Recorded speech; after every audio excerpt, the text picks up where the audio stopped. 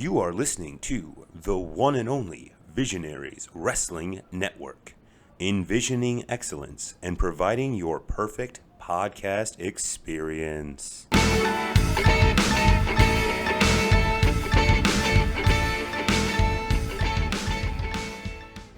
Ladies and gentlemen, boys and girls, welcome to View from the Top Rope, where we discuss anything and everything about anything and everything, including pro wrestling, podcasting, food, Marvel movies, comic books, video games, our weird and wacky lives, my dog, and anything else literally that comes up in your great questions you ask each and every week. I am Chad, coming to you from Zeus's Treehouse, and before I can introduce anybody else, we have to play the world's favorite game show, What's the Password?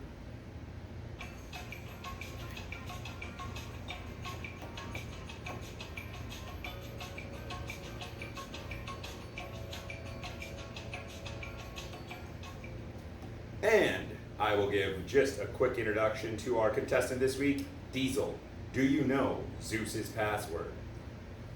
I had a quick discussion with Zeus because he's laying right here. He is chilling right next to us. And we forgot to talk earlier, but he just kind of whispered in my ear right before Chad hit record. And this week, the password is the balls in your court, brosif. That's pretty funny. I'm just gonna ask right away. Judges? And that means Diesel gains access because he did know the password. So I will introduce my co-host for the week. It's Diesel.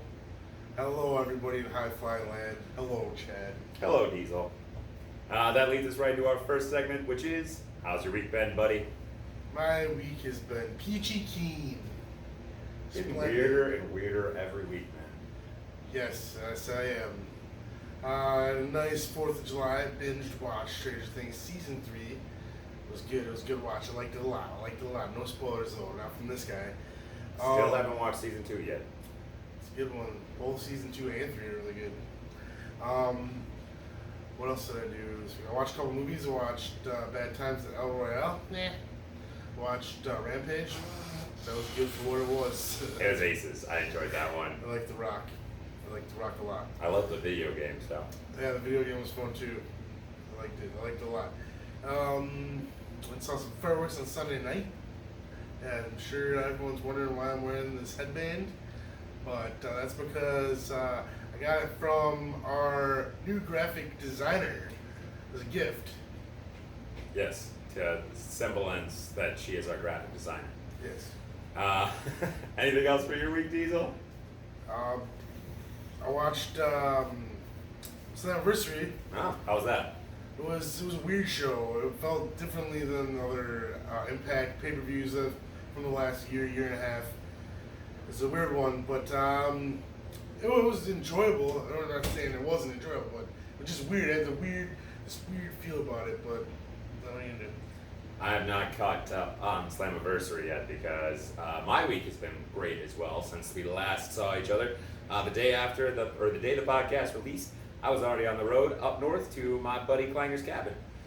So we were up there for 4 days, and we just hung out, drank, fished, swam, watched a bunch of movies, talked a bunch of bullshit, played a bunch of poker. We were playing poker with Change Diesel, and it was just me, Shady, and Klanger, and we were doing dealer's choice every time. It was getting a little intense. Like, Klanger, we were trying to do it with Change because we're like, oh, it won't get that intense. And then, like, after 2 hands, it's like, all right, how much is in the pot? Because we said, oh, you can only bet the pot each time. We'd be like, how much is in the pot? I'm doubling the pot. How much is in the pot? I'm doubling the pot. I'm doubling the pot, man. $5. And we were just going. Shady's pulling dollar bills out of his wallet. I think we all ended up about even after all the smoke cleared and everything. But it was getting pretty intense for a little while there. We watched Wall-E up there. And I told everyone that if you don't know this, Wall-E is a mass murdering psychopath. He killed all the other Wall-E robots. Rewatch that movie, it's true. Had a big conversation about it. Everyone's pissed at me because I wouldn't shut up about it. I know that's shocking, folks. Besides that, though, my week, I got back from the cabin on Sunday, and I caught myself a little case of the flu. And I was not feeling well for about 24 to 27 hours. Wasn't good, folks. Was not. Old Chad here was not feeling it. And then unfortunately I got my fiance sick, and now she is not feeling it. Besides that though, my week's been good. Bowling last night, I think we won all 3 games, but we didn't bowl against anyone, they didn't show up, so I guess we don't know yet. But that will wrap up how our week's been. Time to move on to our second segment, which is T-shirt time.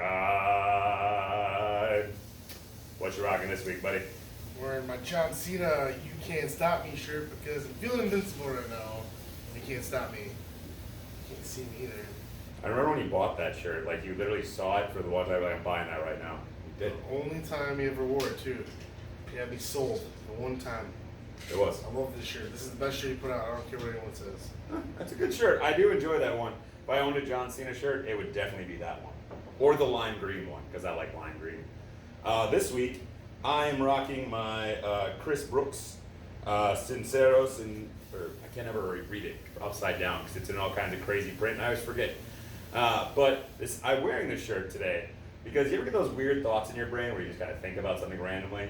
Like I wasn't even watching wrestling. And suddenly out of nowhere, I was just thinking about how much I enjoyed Chris Brooks and Kid Lycos as a tag team. And then I had one of those weird brain fart moments where I could not think of their tag team name. Like I sat just on my couch for a good 45 seconds just staring off in the distance going through every tag team name I could possibly come up with until I finally got to CCK, aka the Calamari Catch Kings. And then I was like, you know what? I'm gonna wear that shirt tonight then. That's my story of why I'm wearing this shirt. I'll give it to you. But that will wrap up T-shirt time. Time to move on to our next segment.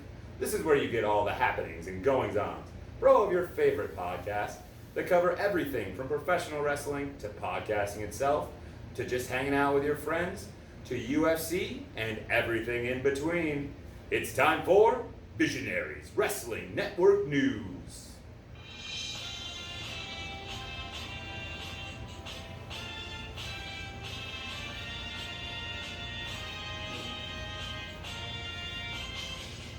And as always, my co-host Diesel is the one to deliver the first portion of the news. So Diesel, what have you got for us this week?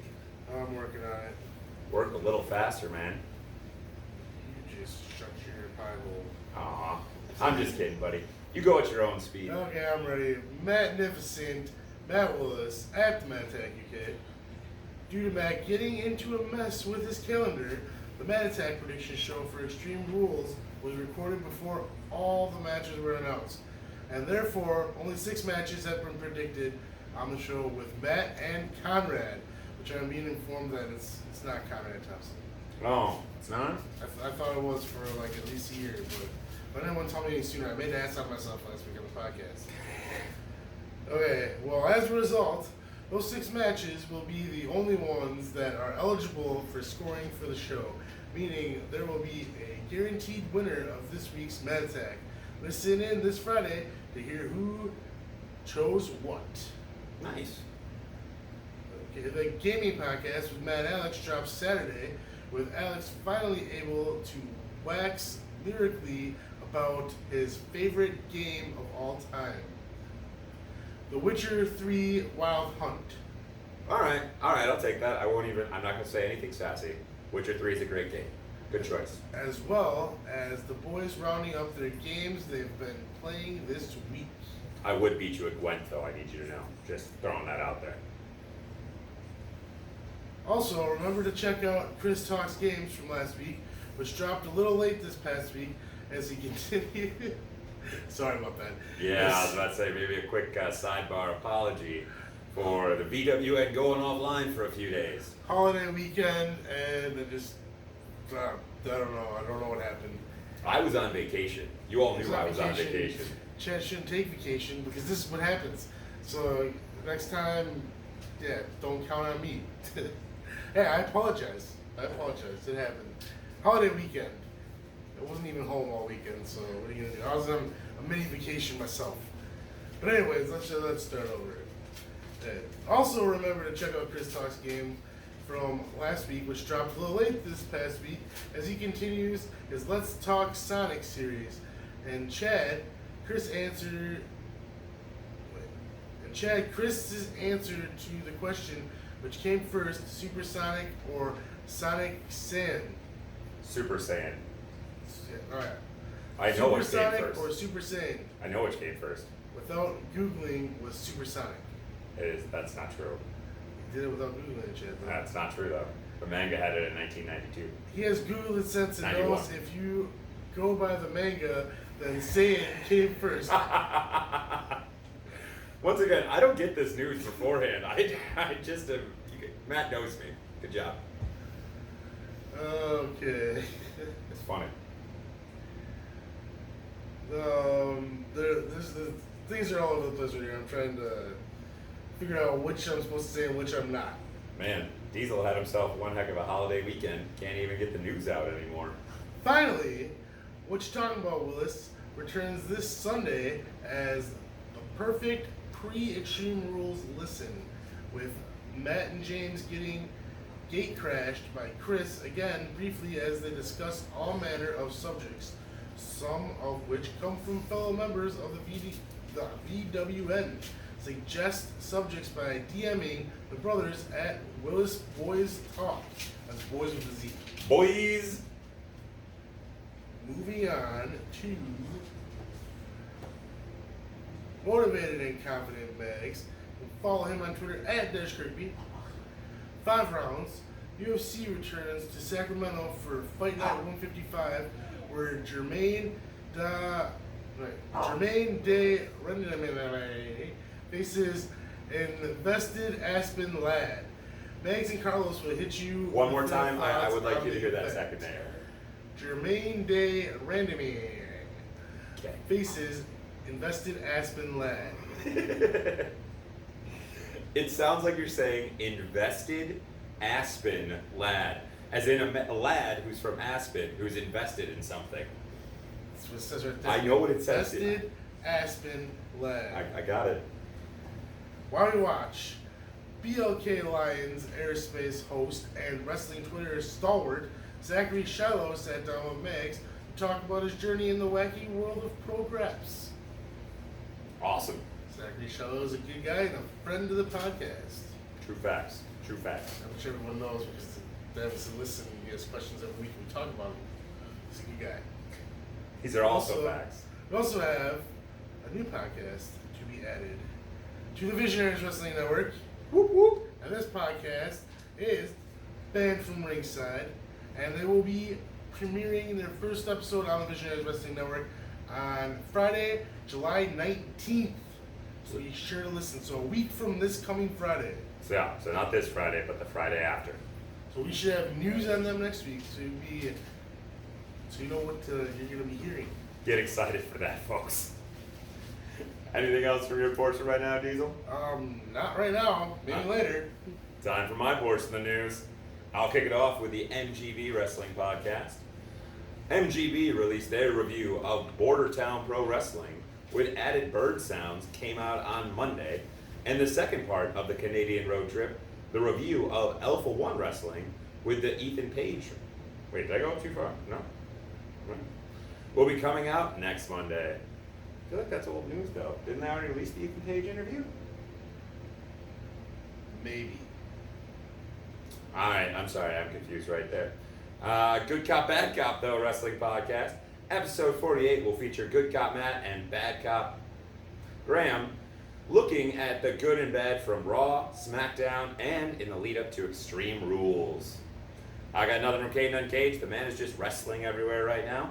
Hopefully, when he gets a little free time, we'll get him back. And Powerbomb Girls, no news right now, but as always, check out their back catalog. Now it's time for You from the Top Rope News. Diesel, what you got? Friday,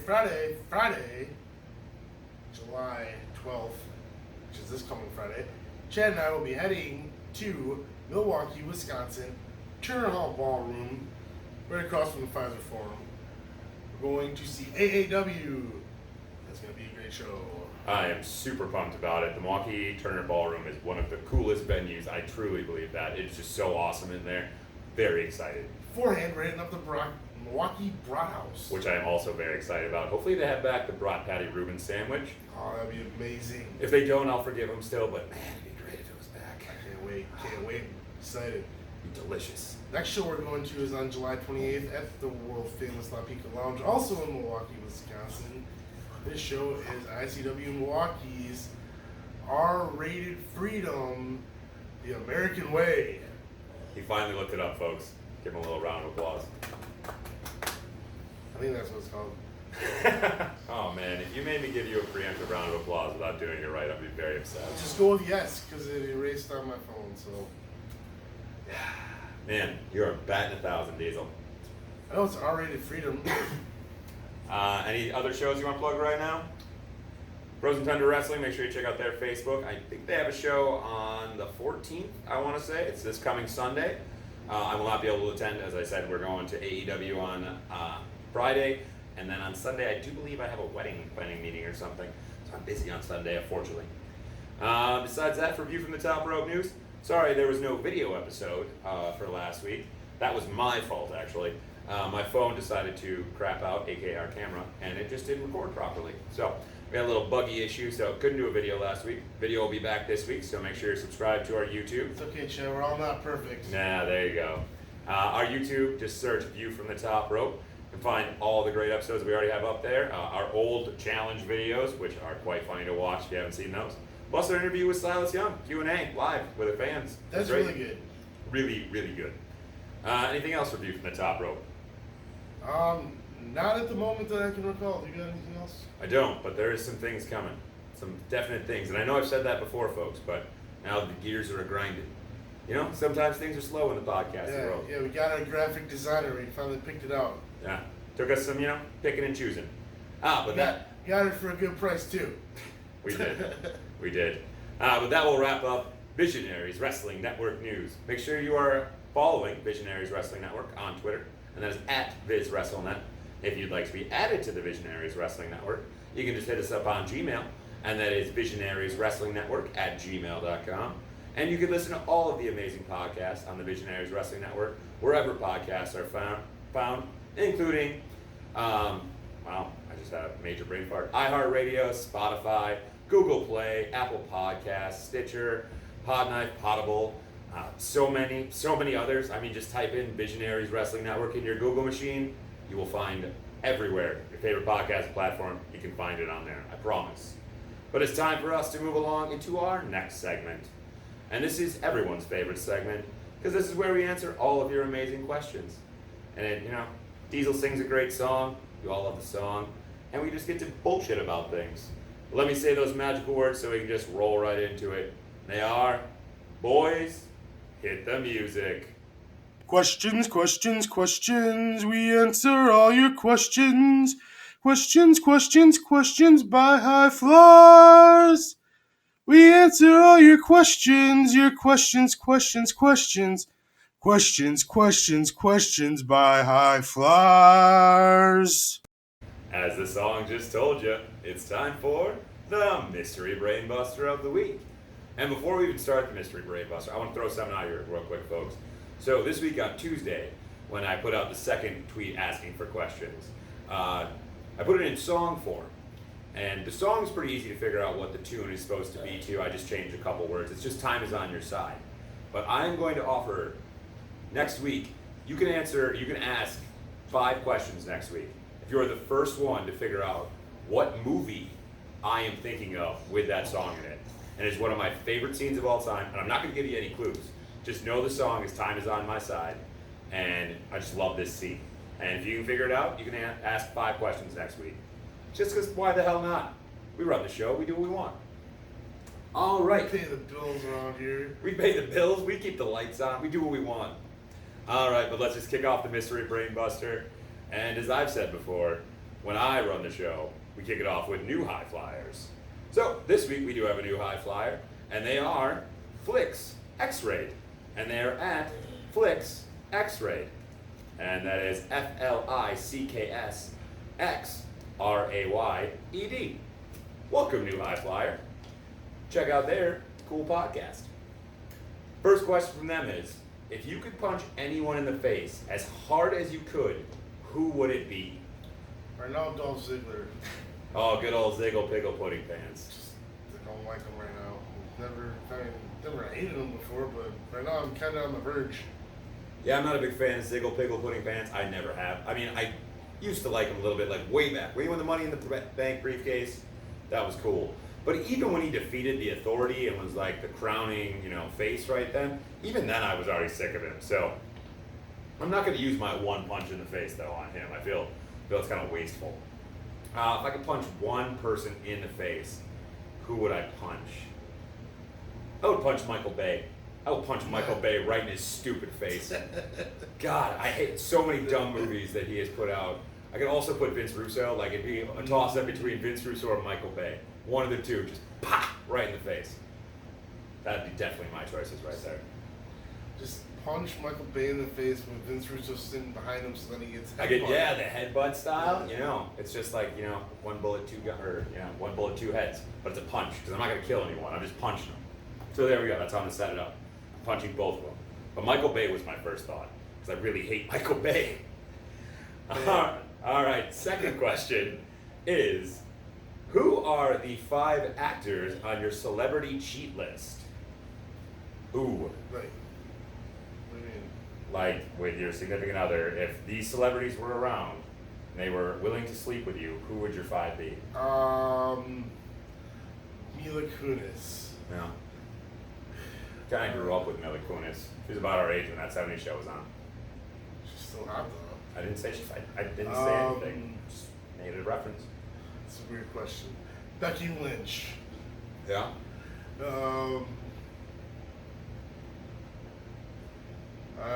don't know why I'm blanking on everybody's names right now. I've seen faces and just... He's seeing faces, folks. Yeah. Faces. Man, I can't think of anybody's names. I'm just gonna go with names I can think of. Kristen Bell. She's pretty hot.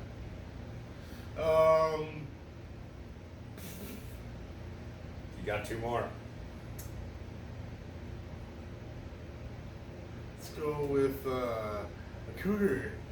Jennifer Aniston. Oh, interesting. And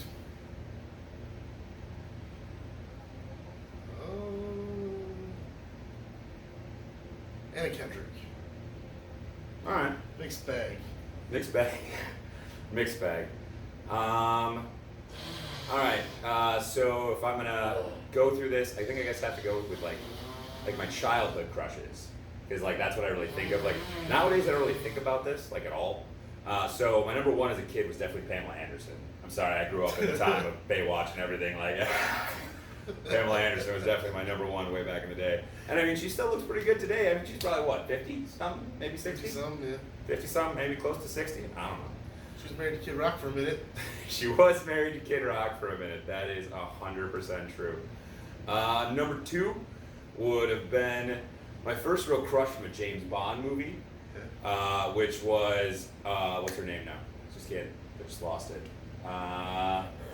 She's in the first one. Can't think of her name right now. The first James Bond movie? Yeah. Yeah, I can't think of her name. She's in Dr. No. And I was like, damn, I can't think of her name right now. It's really bothering me. All right, well, I'll come back to that one if it pops into my head. Number 3, for someone in current times.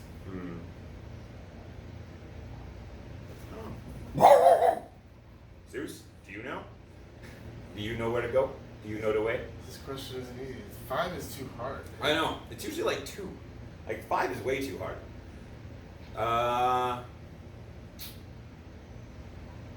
Eva Longoria. It's a good one. So that 5 would not fly though. 5 would not fly, no. The funny thing is I know more of my fiancés than I know of my own. Like I literally could name off a few of Allison's right now without a problem, and I can't think of any of my own. It's kind of sad. I got nothing else. Whatever, moving on. We're moving on. We're going to thank, though, Flix X-Rayed, who is at Flix X-Rayed, for those great questions. Thank you so much for joining us as a new high flyer. And make sure you follow them on Twitter so you can check out their wonderful podcast. Thanks for making me feel weird. Worse, weird. I don't feel any weirder. It's fine. I do. All right. Let's move on to our next high flyer. Our next high flyer will be... let's go with Blaine, who is at BC Mendoza. feel like I've been going Blaine early a lot lately. Maybe I should switch that up, put him back again. We'll talk about that next week. But Blaine's question this week is, I'm going to add a little more to it just because I want to add some context. With all of the moves that have happened in this NBA free agency offseason so far, will the Clippers make it to the NBA Finals? Well, what? No, I don't know. I don't watch NBA. So you, I think it's something clever, but no, I don't know. Okay. You didn't see the Kawhi sign there, right? No. And Paul George? Nope. You are really far behind on some things lately. You didn't even see that we got the other Lopez brother and the Bucks. You like the Bucks. I'm trying to watch wrestling. It's hard enough. Okay? I mean, football's about to start up. I need to prioritize. Move some things around so I can fit football in. I don't have time for the NBA right now. I don't have time for this. I'm sorry. Not enough hours in the I'm day. sorry. If this were 5-10 years ago, I'd be all over this. But I don't know what happened. I got a life. Well, I have. Not saying that. Yeah, I was about to say I have. Not saying anything bad about the NBA. I'm Yeah. just saying I just whatever. I have a life as well, and do I think they're gonna make it to the finals? I don't know. I think this next year's gonna be pretty flippin' crazy. I really like LA's move of moving LeBron to point guard. He's gonna start a point guard all next year, and he's probably gonna be the greatest point guard ever because LeBron's the best, and I love me some LeBron. So no, I'm gonna go just no. I think it's too wide open, and we'll just see if they gel first. I mean, they've got some good big names and everything like that, but who knows if it's all gonna work out. All right, but let us thank Blaine, who was at BC Mendoza, for that great question. Let us move on, though, to our next high flyer. Our next high flyer will be, let's go with Motivated and Confident Max, who was at Dej Kirkby. Make sure you check out all of his wonderful podcasts on the Visionaries Wrestling Network, including the 5 Round Spot and the Why We Watch. Meg's question this week is, what's the best cartoon ever made? Wow. There's a lot of good cartoons out there. I just had a few pop in my head.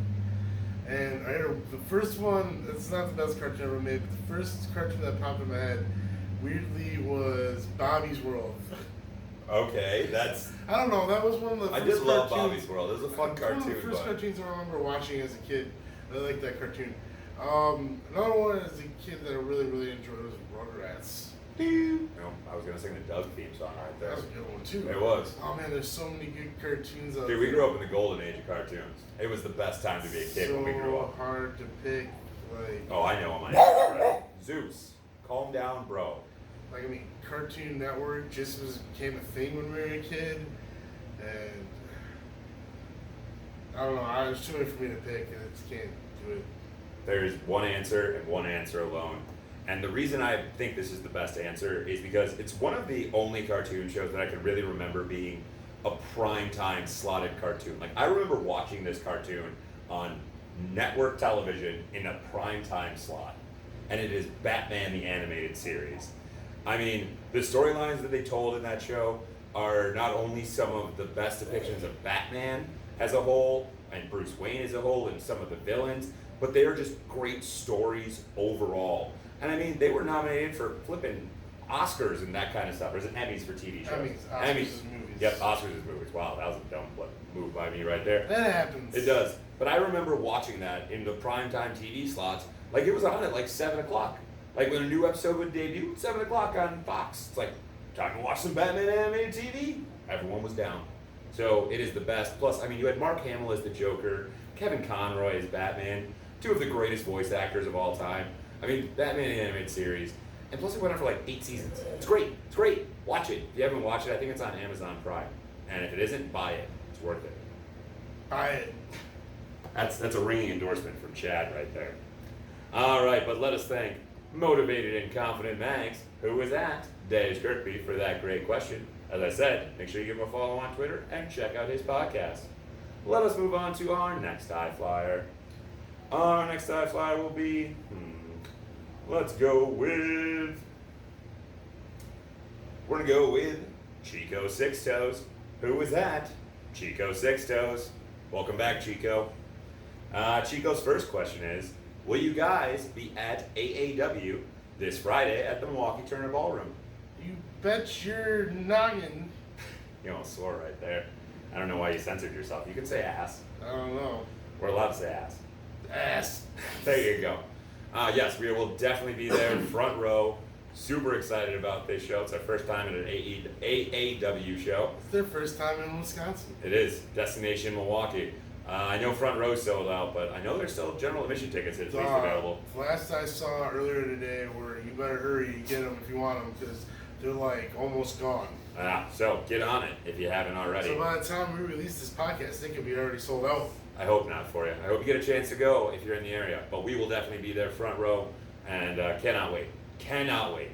Can't wait to see That's why Johnny. you get on top of it right away. Yep. Can't wait to see Johnny Mundo. Johnny Mundo is no longer Impact because he's not with them. Correct. Anymore. He's done. I have never seen Johnny Mundo live, so I'm excited about that. Let's go with John Hennigan. Why does he go by his real name?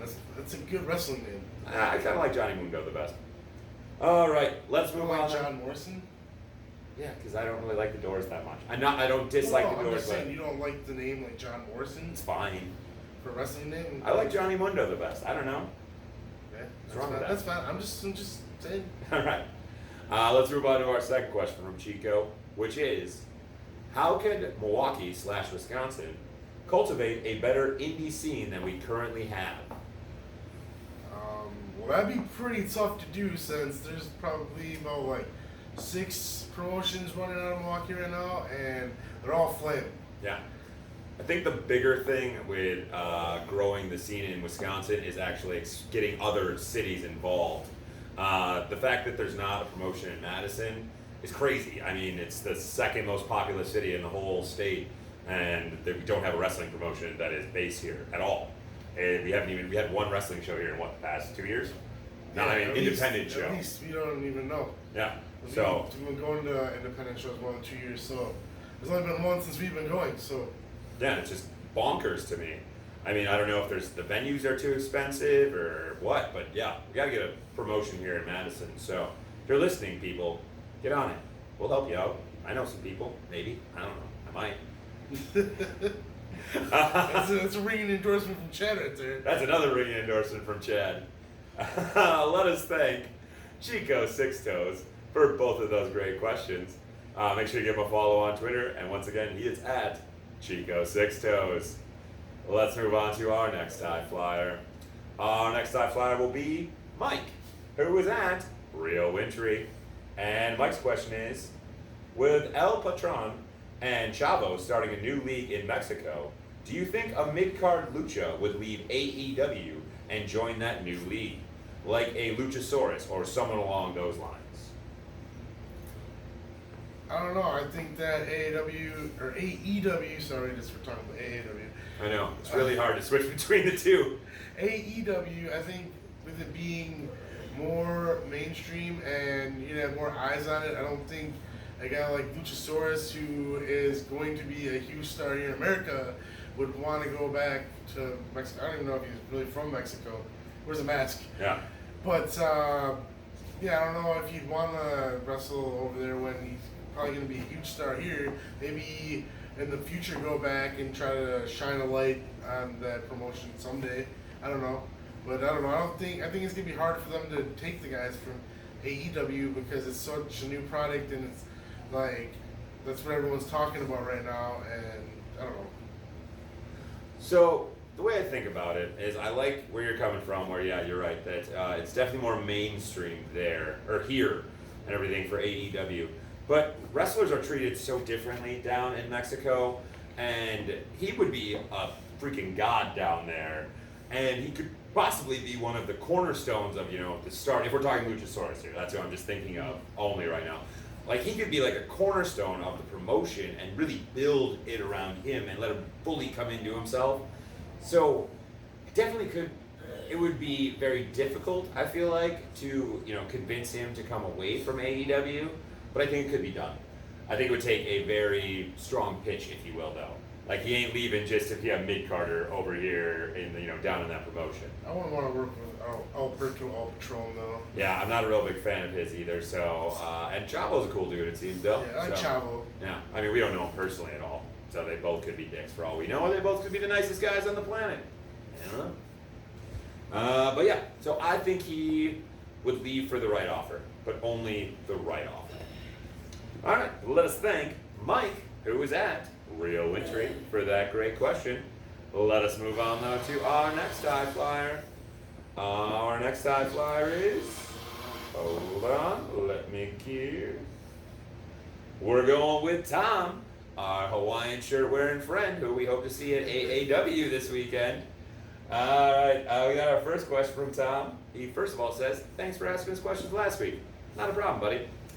All right, but the question is, being we are all avid t-shirt collectors, which t-shirt that you own do you think will actually be worth some money someday?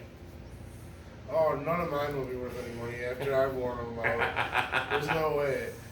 Yeah, I was gonna say, I'm pretty rough on a lot of my t-shirts.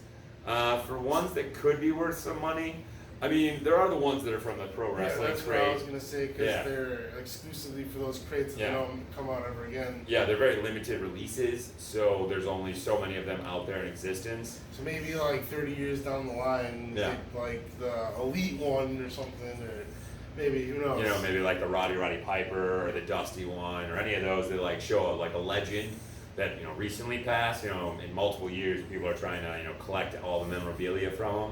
I think those ones might be worth a little bit of money, especially since I don't really wear any of those. I wear them once in a while, but they're not my favorites. Have like mustard stains and like... Diesel is a very messy eater. He does have that problem. I try, but... He tries to stay clean, he just can't do it. Just can't do it. But yeah, so I think it'd be those, if any of them. But the shirts that I wear often, definitely not. And I do wear a bunch of my wrestling t-shirts to work as well, so I also have shirts that are covered in beer, vodka, wine, ketchup, those kinds of things. But from other people, not me. Other people are messy. All right, let's move on to our second question from Tom. And that is, also, which shirt do you wish you would have bought back in the day that you did not? He says that he really wishes he had some more of the old school Kevin Steen t-shirts. Those are good. Speaking of Kevin Steen, I want to go with the original Kevin Owens NXT one with the duct tape. I almost bought it the night he debuted on NXT, and I don't know how to pull the trigger, and I kicked myself to this day. But the one that I really regret never getting was one from when I was a kid, and it's my favorite wrestling shirt ever. And it was Triple H's basketball jersey. I just love that shirt so much. Oh, that's funny. I just love that shirt so much. I really, really wish I would have got it. You could have played it in No Mercy. You could play it as him in that. We're talking about the black and silver one, right? The big silver cross on the front and just had the game 00 on the back. That's my favorite wrestling shirt ever. I remember. I wish I would have got it. That was in the infancy days of WWEshop.com as well. I was shocked. I remember getting birthday presents off of there. And I mean, this is like when they first kicked off WWEshop.com. That's WWF.com. Yep, that's how old we are, folks. Is we remember when they actually launched their website to start selling their crap to us.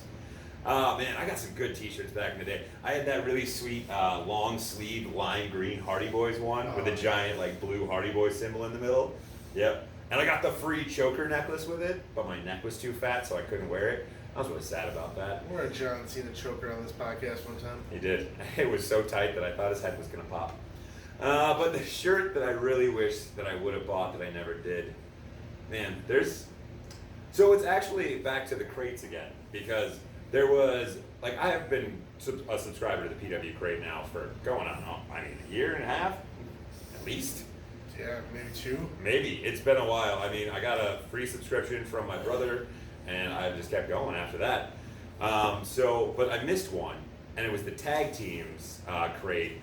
And in that tag teams crate is the coolest ever Gorillas of Destiny t-shirt. It is just like the badass like gorilla with a crown on it, and it just says G-O-D. And it is just a badass t-shirt, and I kick myself every day for not ordering that crate, because I was like, Chad, just do it. And you've gotten every other one of them. And I was like, but I don't, this is my inner monologue fighting back and forth. It's like, but I don't want to spend the money, and it's a tag team crate. It's probably going to be crap I don't even want. And unfortunately, my pessimistic side won out that argument, and now I don't have that Gorillas of Destiny t-shirt. I hate it. I look back at the collection every once in a while just to look at it and go, I wish I had that t-shirt. Makes me sad. But on the other note of Kevin Steen and El Generico, I do have multiple t-shirts from both of them because Pro Wrestling Tees many times will start selling their old stuff. So keep your eye out to ProWrestlingTees.com. They sell a whole bunch of the Kevin Steen old school stuff. They do one like every, I feel like 5 or 6 months they'll sell them off. All right, but let's move on to our third and final question from Tom, which is, and third, if you were booking the main roster, which superstars would you build your roster around?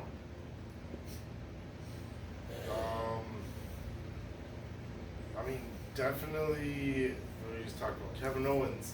I mean, if you saw on SmackDown, like, you've seen over all the years, like, how good of a heel he is. I think he can be a better face than even a heel. Like, I think he's that good. He can go either way. But I think him as a face, he could be, like, he could be the biggest baby face in the company. He's likable. Like, even when he's a heel, he's likable. It's just, and, like, when he's doing this whole, like, anti-WWE establishment, like... He's our modern day Stone Cold right now. Kind of, but more babyface-ish. He's stunning people left and right. And I do really like how right now it's McMahon versus Owens. It's going to be good stuff. But definitely Kevin Owens. Seth Rollins is still a good choice. They're doing it right. Roman Reigns also. Like, they're not building it around the wrong people. They're just not telling the right stories. And it's bad booking. So hopefully with the new regime coming in and moving to Fox and, like, AEW being a thing now, like, I'm excited to see where wrestling goes. So I don't think, like, they're building around the wrong people. It's just they're not booking these people right. I will say that in the past, few weeks, since apparently Heyman and Bischoff had a little more say in things, I would say there's definitely been small things that I see differences. I'm not saying that everything is just, it's been a 180, folks. We're back to the glory days. But there are definitely things that I've seen that have changed that are for the better. I mean, this opening for SmackDown this week, I love that it opened in the parking lot with just a random interview with Dolph Ziggler that led into all the other chaos that led to a thread that led through the entire show. It had more of an Attitude Era SmackDown feel. Rather than SmackDown Live, the way it's been the last few years. Rather than Raw Light, where we're just getting a recap of everything that happened the night before. Yeah, it was nice. I really enjoyed it. It was some good storytelling. I mean, there was, of course, still the kind of weird stuff in there. The Ember Moon, Mandy Rose, Sonya Deville stuff. Like, I really want to like that feud. I do too. But they just keep doing it over stupid things. I mean, this time they cut in line. Like, what are we, 6? But there was a huge plate full of cookies and a huge plate full of bacon. Dude, I mean, Diesel and I were just staring at the catering the whole time, to be honest. We were just like, would it just be great to be a WWE superstar so we could have that catering?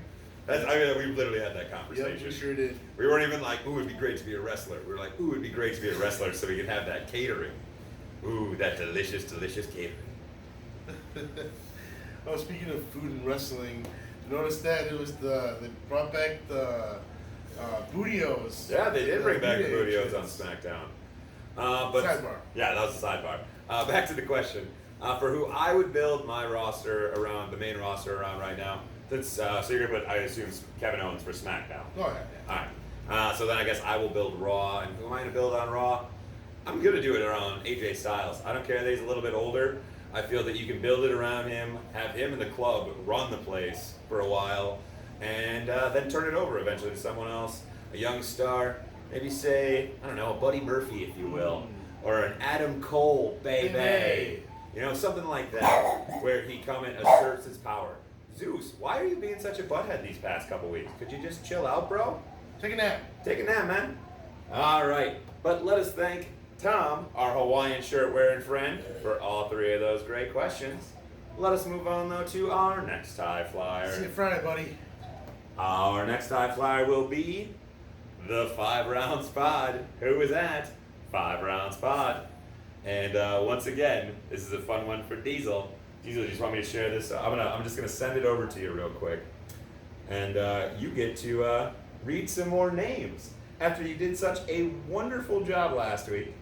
I'm just gonna send this tweet over to you.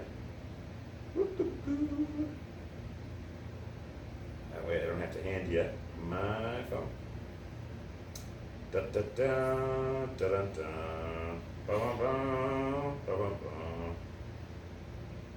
Man, maybe type in your whole name just to send you a tweet. There you go. So, as I said, this is from the 5 Round Spot.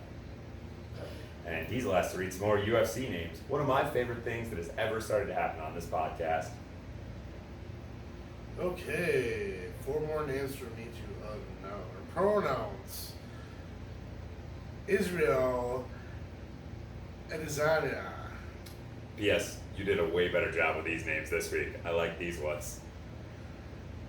Alexei Olenek. That's definitely Olenek. Yeah. This is the one that I cannot wait for. This is the one that I read and went, yes. Yes, please, Diesel. Please tell me how you are going to pronounce this. Okay, Shamil Abdurakhimov. That's actually, I think, pretty close, to be 100% honest with you. Abdurakhimov. Probably else we say Giannis Antetokounmpo all the time. Yeah. That you can prompt that one I out. probably did worse on his first name than his last name. Honestly, you probably did. And last one, this one looks like Beth, but I don't think it's gonna be Beth. I'm gonna go with Bethe. It's beef. He's very French. Baby. I don't actually Beef know. Correa. He's beef. Beef Correa. That's what I'm going He's with. very proper. Beef. Beef. Beef. Beef.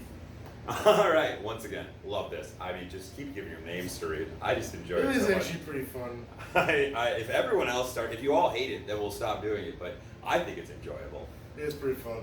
All right, but let us thank the 5 Rounds Pod, who is at 5 Rounds Pod, for those great names for Diesel to read. Make sure you check out their wonderful podcast each and every Tuesday, only on the Visionaries Wrestling Network. Let us move on, though, to our next high flyer. Our next high flyer will be Good Guy Dave, who is at Dave Pozevsky. Thought we'd go with this one since we made you read those names, and that was a little mean. This one you just get to talk about fondly. Once again, question is, first one, what did you think of Stranger Things Season 3? I know you touched on it briefly, but I'll give you another moment to pontificate, if you will. Okay, without any spoilers, I'm gonna say, in my personal opinion, it was my favorite season. Really? I liked it a lot. Really? You think this is better than the first 2 seasons? Yes. Wow. I liked it a lot. I liked the whole arc throughout the whole season. Granted, I did watch it all in like one sitting, so it was like an 8-hour movie. I might have been differently if I would have spaced it out. I might have felt a little differently about it, but like watching it continuously, it just felt like one really long movie. It didn't feel like 8 hours either. I really like, I don't know. It's weird with shows with kids, like when you watch them age, but sometimes it's fun to watch them age. And like in a show like this, it's kind of fun to see them age, like go from like being little kids and like now into like kind of teenagers. It's only bad when one of the kids hits puberty just way too early and just suddenly becomes a giant over the rest of them. This isn't a spoiler, but I love that they put Steve and Dustin back together. That's my favorite combo on the whole show, that they do that. And I really like that they incorporated New Coke. I think that's hilarious. I also like that they incorporated Back to the Future, because I love me some Back to the Future. I don't really have anything bad to say about this season. I mean, if I really thought about it, I could probably nitpick, but I really enjoyed this season a lot, so I'm going to give it 2 thumbs up. Wow, awesome. Wow. No spoilers. No spoilers at all. But I want to spoil a lot of things, but I can't. Yeah. Okay, so quick sidebar about, I've been talking a lot about fan theories and everything like that over this past weekend and like conspiracies in movies. So have you ever thought about in the fact that in Back to the Future 2, Doc probably let Marty die like 100 times before he finally figured out that he had to lower that ladder to him before they crashed into the wall? No, I never thought about that before. Now you just ruined Back to the Future for me. Yeah. Thanks, Shad. No problem. I mean, think about it. How else did he just know that the ladder was there? I mean, it's time travel. Like, he clearly, one time, like, he went to, like, go find Marty, and they were like, oh, he's dead. And they went, oh, shit, Marty's dead? And then he's like, all right, I gotta go back in time. So he goes back in time, and then he's trying to find This Marty. isn't Rick and Morty, man. It's the exact same thing. No, Guess it's what? not. Same thing. No, it's not. Same thing. No, it's not. Dude, well, how else did he know where exactly I almost called him Morty. See, It's exactly. Marty. It's Marty and Morty. It's one letter difference. Don't give me any crap on that. How did he know where Marty was? It just by coincidence. By coincidence alone. It's a movie. Yeah. The man with the time You're machine knew reading something. way too much into it. The man with the time machine knew something by coincidence alone. That's you not reading enough. Great Scott! Great Scott! Right. Let us, that was a sidebar, but let us move on to our second question from Dave, which is, I'd like you to make up your own intergender G1 with wrestlers from any promotion. Who would win and who would lose? Okay, we don't have to do all of them.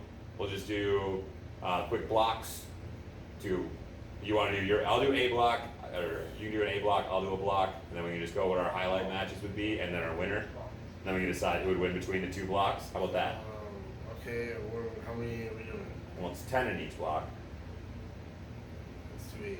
8 in each block. All right. I feel like that would go quicker. 4 women, 4 men. Do you want to do this draft style? Sure. Okay. So you get first pick. Your A block. I'm going to take Will Ospreay. I'm taking Jordan Grace. Okay. I am going to take Becky Lynch. For my second pick, then I'm going to take Naito. I am going to take with my third pick Adam Cole, baby. Piece of garbage human. For my third pick, I'm going to take Matt Riddle. Oh, nice. I like that. Should I go every other? I'm going to take a woman. I'm going to take Asuka. Nobody's ready for Asuka. For my then fourth pick, right? Yep. For my fourth pick, I will take Charlotte Flair. Woo! Fifth pick, I'm taking Jeff Cobb. Fifth pick, I'm going to take. I can't think of her name. I'm gonna go with Tennille Dashwood. That's not who I want to pick though. It's not a bad one. It's a great pick, but wasn't my initial thought. So for my sixth pick, And now he's probably gonna take my person. Jessica Havoc. That was not my pick, but that's a really good one. I like that one a lot. My then sixth pick is Tessa Blanchard. That was who, and you see how I got them confused? They both wear the gloves, they got the sunglasses. My seventh pick is going to be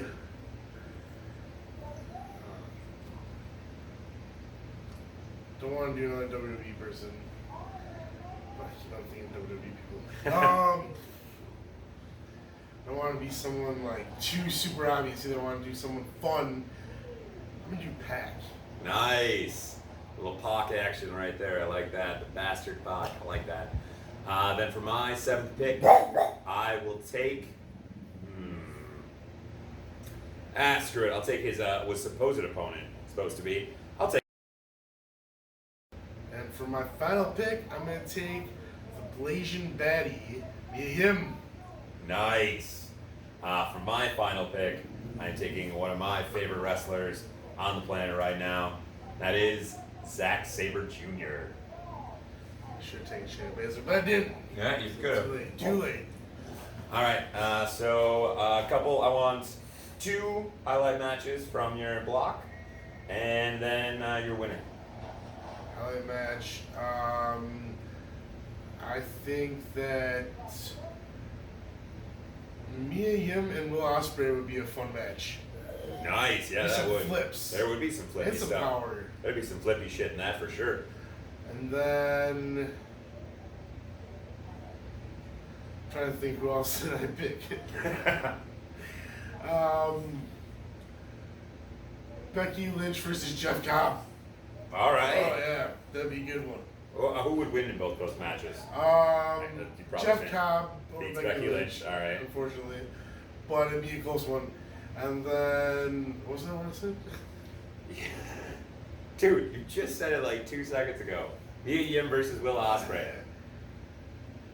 It'd be Will Ospreay. I don't mean to pick the guys, but like, sorry, I guess they're not very good matchups for the women.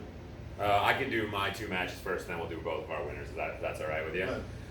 So my biggest match that would actually no one would think was going to be the greatest match, but would be the best match out of B Block would be Zack Sabre Jr. versus Jordan Grace, because Zack Sabre Jr. would be trying to use all of his submissions, but Jordan Grace would just be overpowering him constantly, and he would just be so frustrated by this entire situation that it would just lead to him just doing things that Zack Sabre Jr. doesn't usually do. He'd be trying to go for like power moves and just totally out of his game plan, and thus Jordan Grace would beat Zack Sabre Jr. in the B Block best match and also like the biggest upset because no one saw it coming. And then for number 2, my second biggest match would be Kenny Omega taking on. Thought of a couple different ways I could go with this one, but I'm gonna go Kenny Omega versus Matt Riddle. And I know it's definitely a match we've seen before. I'm sure they've had a match on the indies somewhere. Don't quote me. If they haven't, maybe not. But this would be the battle of the V-Trigger. And just literally V-Triggers left and right, just so many knees to the faces. And I would actually have this match go to a draw, where they would actually both knock each other out. Like with a double bicycle knee, both at the bottom of the chin. Ref counts to 20, calls the match. Double knockout, draw. You don't see that very often, so that'd be badass. I don't know who my block winner is. I do want to know who your block winner is. Adam Cole. Baby! All right, my block winner is Jordan Grace. She was my first pick, and I think it would be crazy. And Jordan Grace versus Adam Cole? Yes. That's right. Ooh, who's taking this one here? It's going to be Jordan Grace. I would say Jordan Grace, but I think Adam Cole would get it with some chicanery. Some trickster, like... No, I think Jordan Grace is going to expect that. It's the finals. It's the finals. It's the true. finals. She's been watching it the whole time. She's seen it all. Her power, and she gets pretty mean when dude, she will mess your world up. So it's going to be Jordan Grace. All right, well, that means that my choice won anyway, so I will definitely take that. All right, so Jordan Grace wins our intergender G1, but with only 8 people instead of 20. Or 16 instead of 20. All right, but let us thank good guy Dave, who is at Dave Pazewski, for all 3 of those great questions. Let us move on to our next high flyer. Our next high flyer is Zachary Shiloh, who is at ZachShe130. Make sure you check out his brand new podcast. Oh, I just forgot its name. We can go to his Twitter and follow him. You'll be able to check it out there. All the links are right there. It's awesome. I don't think it's actually released yet, to be honest. I've been out of town, folks. I don't know. Well, let's go to our first question, though, from Zach, which is, what did you think of G1 Dallas? Haven't got around to watching it yet. I'm a busy guy. So I will be completely honest. I did skip the tag matches to open, because as I said, I just got back into town on Monday, so I haven't had time. I was sick. I just didn't have time to fit everything in, but I wanted to watch these G1 matches, so I did watch these. So the first one was Lance Hoyt, whatever you want to call him, taking on Will Ospreay. And this was a nice little match. This is, this is Will Ospreay's first G1, so his first 4-way into the heavyweight division. And he lost. Hoyt took him down. And I wasn't surprised by this fight, or this decision. I thought it was a smart move, because this is his first 4-way. So I thought a loss here for Ospreay made sense. And it was a nice little match. I don't really dislike or love Hoyt. He's fine. He's just there. Next, we had Evil taking on Bad Luck Fale. Who do you think won, Diesel? Evil. Nope. Dude, Bad Luck Fale is basically Mr. G1. He loses to very few people ever in the G1. That's true. The General took him down. We had a great ref bump as always. Nice low blow from... I thought maybe he would have got himself disqualified or something. Nah, the ref bump. Evil did hit Everything's Evil, but the ref went down in that process. A nice little low blow, and then we had the chair spot where Fale knocked the chair off of Evil's neck, and then we had the Bad Luck Fall, 1, 2, 3. So Mr. Fale has himself 2 points. Next, we had Sonata taking on Zack Sabre Jr. And I don't know what is with these two. Their matches, they have great chemistry, but they're also always some of the weirdest matches. Like, It's one of those weird things where it's fun to watch, but it's also kind of like, what am I watching right now? But this is back and forth. Sonata's always just annoys Zack Sabre Jr. a ton. It's just something that he does. But Sonata actually beat Zack Sabre into a reversal with an O'Connor roll. Got the sneaky victory over the master technician himself, and as always, ZSJ was not happy. So Sonata picked himself up 2 points. Then we had Kenta taking on Kota Ibushi, which this match was flipping great. I really enjoyed this. It was probably just more because Kenta was back in his own element, and Kota Ibushi just has no regard for his own body. So they just beat the crap out of each other for a good 20 minutes, back and forth strikes, everything like that. It was the old school Kenta just delivering one of the side like roundhouse kicks that he put into the side of Ibushi's head. I honestly don't know how, there was no gimmick in it. Like, and I don't know how Ibushi wasn't knocked unconscious. Like, it looked like a legit UFC knockout shot. But Kenta did get the victory with the go to sleep. And then after the match, he did shake Kota Ibushi's hand. Nice little moment. Great match, though. This was probably my favorite match that I watched. And then in the final A block for the first night, we had Okada, the champion, taking on Hiroshi Tanahashi, the aging ace, not the raging ace. I guess raging ace works as well. But this was, as always, they have great chemistry together. It was another one of their classic contests, and Okada beat him. No draw. Okada beat him clean. 1, 2, 3. Good little thing. For the G1 matches, I enjoyed all 5 of them. I probably won't go back and watch the tag matches. I won't lie to you. Just because now it's too late and I have the other B block coming up and everything like that soon. And I got to catch up on MLW and everything else I missed from the 4.5 days I was gone. So I don't got the time. But I did enjoy that. All right, let's move on to our second question from Zachary Shiloh. And this one is, it's another New Japan question. So you left thoughts on the second part, though. Okay. It is thoughts on September New Japan Fighting Spirit Unleashed tour. Actually, it's in the future. So you can think about both of them. And Tiger Hattori's retirement. He's retiring. So what's the first one called? The tour? What's it called? Fighting Spirit Unleashed. Where is the tour? Is it going to be in Japan or is it going to be in America? No, I think this one is. Oh man, now my brain's not working. I think the next. They're either going back to Australia. Give me 1 second. Talk about Tiger Hattori. You know who that is. Alright, well, Tiger Hattori is like my favorite ref ever, and one of the best things that I don't talk about very much about All In was that he reffed a match, and he reffed the Kenny Omega. No, he didn't. He reffed the Okada Marty Scurll match. I remember he came out after the Kenny Omega. Yeah, you're right, because he came out after the Kenny Omega.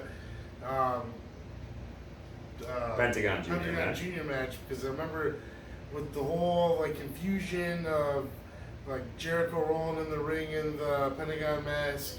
I was looking over at the stage and I saw a little guy walking in, and I was like, I hope that's Tiger Hattori, and it was Tiger Hattori. I was so jacked that he was at All In, and I got to see him ref a match with my own 2 eyes. I have to agree with Diesel. Tiger Hattori is one of those great referees where he toes the line between being overly slow and just precisely slow enough for things and missing just the right moments and seeing just the right things and not take. I mean, literally, if you want to be a referee, I would probably say Tiger Hattori is probably someone you should just study.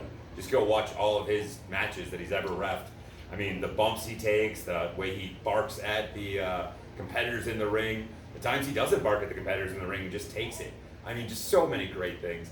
I mean, even think back to when, what's his name, Jericho was beating the crap out of his son. No, that was Red Shoes. That was Red Shoes' son. Sorry. We're all getting everybody confused. We are. It's one of those days. Jericho's involved with it all. Yep, it is. It's always about Jericho. Oh, and P.S., you were right. The next Fighting Spirit Unleashed, this will be in South Beach, California. Long Beach, California. Okay. Long Beach, California, September.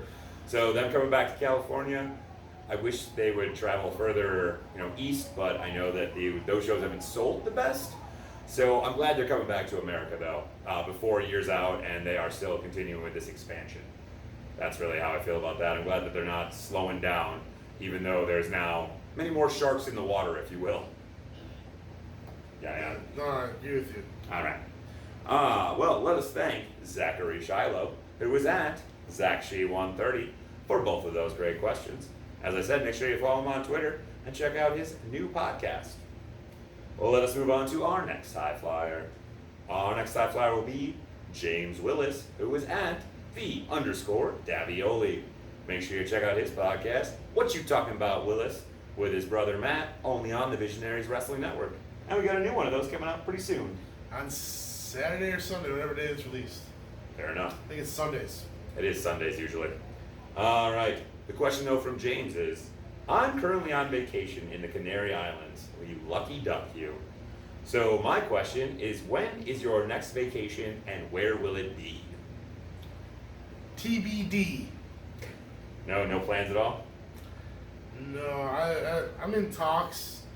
I'm going a few places, but nothing set in stone yet. So right now, just TBD. Yeah, that's kind of where Allison and I are at right now. We've been talking about taking maybe a long weekend before year's out, somewhere close, maybe a trip or a weekend trip to like Chicago or Colorado, somewhere we could go just for a short little thing. But we are in the process of trying to save for a wedding right now. So the thought of spending more money on a vacation is a little scary. So I don't really know what my next vacation will be. If I did have to choose, I would say something relaxing, like going to like Colorado for a long weekend, or maybe out to like the West Coast or East Coast for Boston, something like that. Just nothing too long, just maybe a little sightseeing trip, check out a couple cool places, have a good meal. That sounds nice. So I was just oddly itching my lip with my teeth, folks. I probably look really weird on camera, I'm sorry about that. But on that note, let us thank James Willis, who is that, _Davioli, for that great question. Well, let us move on to our next high flyer. Our next high flyer will be from the Mount Rushmore pod, who is at Badlands Pod. Make sure you check out that podcast, only on the Brainbuster radio. Question this week is, what's the best prank you've pulled or been a victim of? And people love us talk. We talk about pranks. Didn't we just answer this like a couple weeks ago? I know, we did, but I got more. I got a lot more pranks. I don't know about you. Not really. I just He's- prank chat all the time. I was about to say, he's cooking up another one of these personas that we're answering questions from. I'm sure He it's thinks when I'm one of these people in here, but I'm not yet. But he is. I know not he is. yet. But it's coming. Makes me so mad. It's coming. I'm really paranoid about it now too. Every single time we get a new high flyer. But we love you, new high flyers, unless you're Diesel being fake and trying to get me again. But so for my prank, as I've said before, my favorite is when I pulled my little brother under the bed. But as I said before, I terrorized my younger brother for many moons and made him afraid of a lot of things. One of my second favorite pranks I ever pulled on my brother is so at one of our old places, our duplex, we had a downstairs family room, and when you walked in, you could see like down the steps. And down the steps there was just a TV, and there was like a big ass family room. So everything's down there. I am babysitting my brother this day. And you know what? I'm actually not going to tell this because I rip on my brother too much. I'm going to tell the best prank that's ever been pulled on me, because I actually just thought of it while this is happening, because it's in this family room. So I was probably 13 or 14 at this time, whenever Scream 2 came out on DVD, actually VHS. Okay, so my best friend at the time, Ryan, and I had, my mother had rented Scream 2 for us from the video store, and we were all jacked to watch it. So we watched. It's a video store. Yeah, exactly. I think it was Family Video that we rented it from. It was Family Video at that time. Well, that's still around. That is. At least here. But yeah, so we rented Scream 2, and my mother, my stepdad, my grandmother, and one of our family friends, my Uncle Bruce, they were upstairs playing cards while we were downstairs watching this movie. And so we're watching it in complete pitch black, obvious, and we're like laying on a pull-out couch. And I'm laying, there's a patio door right to my left here, and I am laying here, and my buddy Ryan is laying here. We're like 12, so we're laying on our stomach eating the popcorn. Oh, this is so crazy. We're gonna watch people get killed and such. And so we get to the first scene, one of the first deaths, when Sarah Michelle Gellar is being hunted through the what's a ladies' sorority house. So just as she gets shoved off of the balcony to her death, suddenly, just the most banging I have ever heard in my life. There is just hands. On the couch? No, you're a dick. On the patio door that is right next to me, and the window that is behind us, and just yelling and banging on these doors. And I have never, my buddy Ryan, literally like a snake, I don't even know how he did it, shot forward and is up the stairs in 1 second. I think I punched the bed and did a Hulk thing and bounced over him, and I took out the chair that was next to this pull-out couch, and then I scuttled up the stairs. And so my uncle and my stepdad had been hiding outside, waiting for someone to die in this movie to just scare the shit out of us. So yeah, they were just sitting out there waiting, just start beating on the glass. And yeah, I don't think I've ever moved faster in my life. Crazy. That's a great prank that was pulled on me. All right, but let us thank the Mount Rushmore Pod, who was at Badlands Pod, for that great question. Make sure you check out their podcast on the Brainbuster Radio. Let's move on to our next high flyer. Our next high flyer will be the Why We Watch Pod, who is at Why We Watch Pod. Make sure you check out their podcast, only on the Visionaries Wrestling Network, each and every Wednesday. Question is, make a dream match with one wrestler who's deceased and one wrestler who's still currently alive. I don't know why I said alive like that. Okay, first thing that popped in my head. Weird match, great match. Owen Hart versus AJ Styles. Ooh, that would be a really good one. Owen Hart was always a really underrated, high flyer and, just technician in the ring, to be honest. Ooh, that'd be really good. I mean, the most obvious one we could always go with is Brian Pillman versus Jon Moxley. So, that'd be a really great match. It's always a good one to turn back to. Let's see, but I want to think of a different one. Who else? I'm going to go with Roddy Piper taking on The Miz. That would be basically just, I want to be a no disqualification match, and I want it just basically be a shenanigans match where they are just trying to out-cheat the other one. And then you know what? Actually, screw it. It's a triple threat. I'm breaking the rules. Throwing Eddie Guerrero in there too. Eddie Guerrero, Roddy Piper, and The Miz in a triple threat. See who can cheat the most. It would be great. That would be a hell of a dream match right there. All right, but let us thank the Why We Watch Pod, who was at Why We Watch Pod, for that great question. Let us move on, though, to our next high flyer. Our next high flyer will be Totally Not Dej Kirkby, who was at Brainbuster Stan. And the question from Totally Not Dej Kirkby is, what's the best invention in the history of the world? Sliced bread. It's a good one. I mean, I'm fond of toilets. I mean, alright. Indoor plumbing. I mean, what's wrong with pooping outside? I play croquet out there, man. Didn't see that coming, did you? Nope. You were pinching loafs in the front yard? I play croquet out there. Yeah, so there's a lot of good inventions. This is a hard one, too. The greatest invention actually ever. What's the most important? Most important is probably like a hoe or something for farming. Because without farming, we would have been dead already. We'd still be nomads. We wouldn't even have built houses or indoor plumbing. Without farming, we'd just be roaming about the plains. Yep, won't be able to eat. We don't have to eat. Well, I mean, we'd have things to eat, but we just have to, forage for it, hunt it.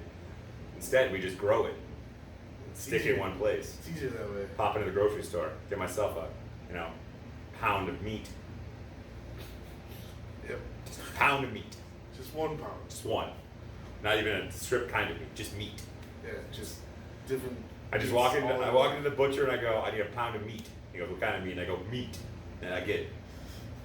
I don't know what it is, but it's delicious. Yeah, so I'm going to go with a scythe. The scythe. So we could shear our hay. I wonder how many people think you're serious about that meat thing. I don't know. I could be.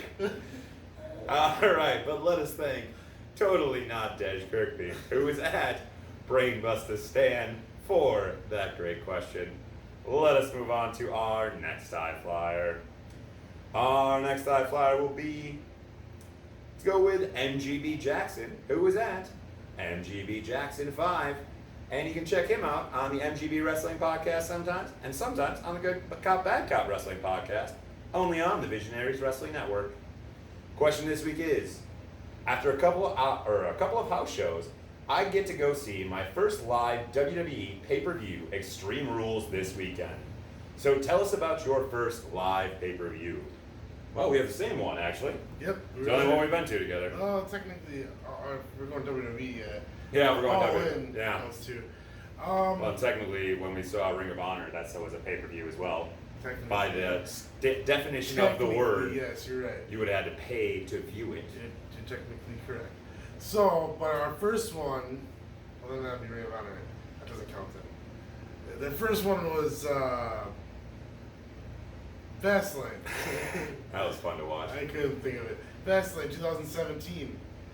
Yes. The old Bradley Center that is not there anymore. That is not. It is true. We actually got to see. The cool thing about that is we got to see Fastlane and SmackDown, then Raw, all right before they closed down the Bradley The Center. last 3 WWE shows Yep. at Bradley Center we got to see. We were at all of them. And the Bradley Center, if you don't know, is in Milwaukee. But yeah, we went and saw Fastlane.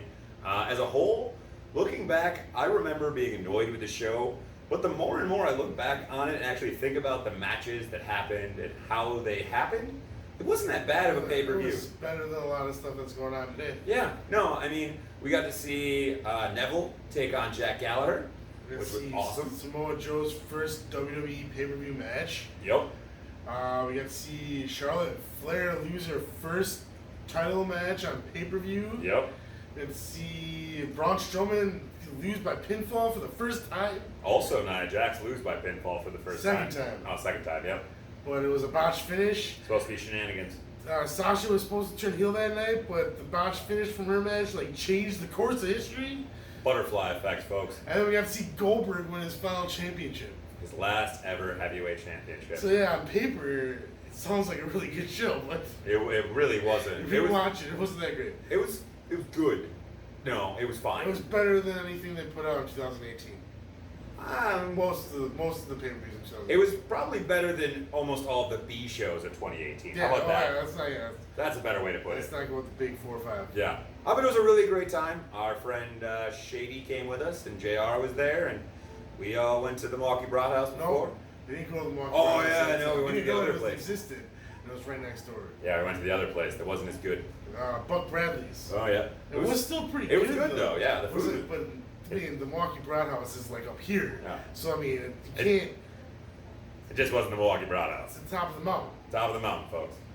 All right, but let us thank MGB Jackson, who was at MGB Jackson 5, for that great question. Let us move on to our next high flyer. Our next high flyer is MGB Graham, who was at MGB Graham. And Graham's question is, with Miz captaining Team Cleveland in the celebrity softball game at the All-Star festivities, your best wrestler spot in a non-wrestling situation. Best wrestling spot in a non-wrestling situation. Do you have anything? Dude, you can go a billion places. I know. Think You of got anything on top of your head? Yeah, I got one off the top of my head. One of my, and this is a really underrated movie in my opinion, especially as a comic book fan.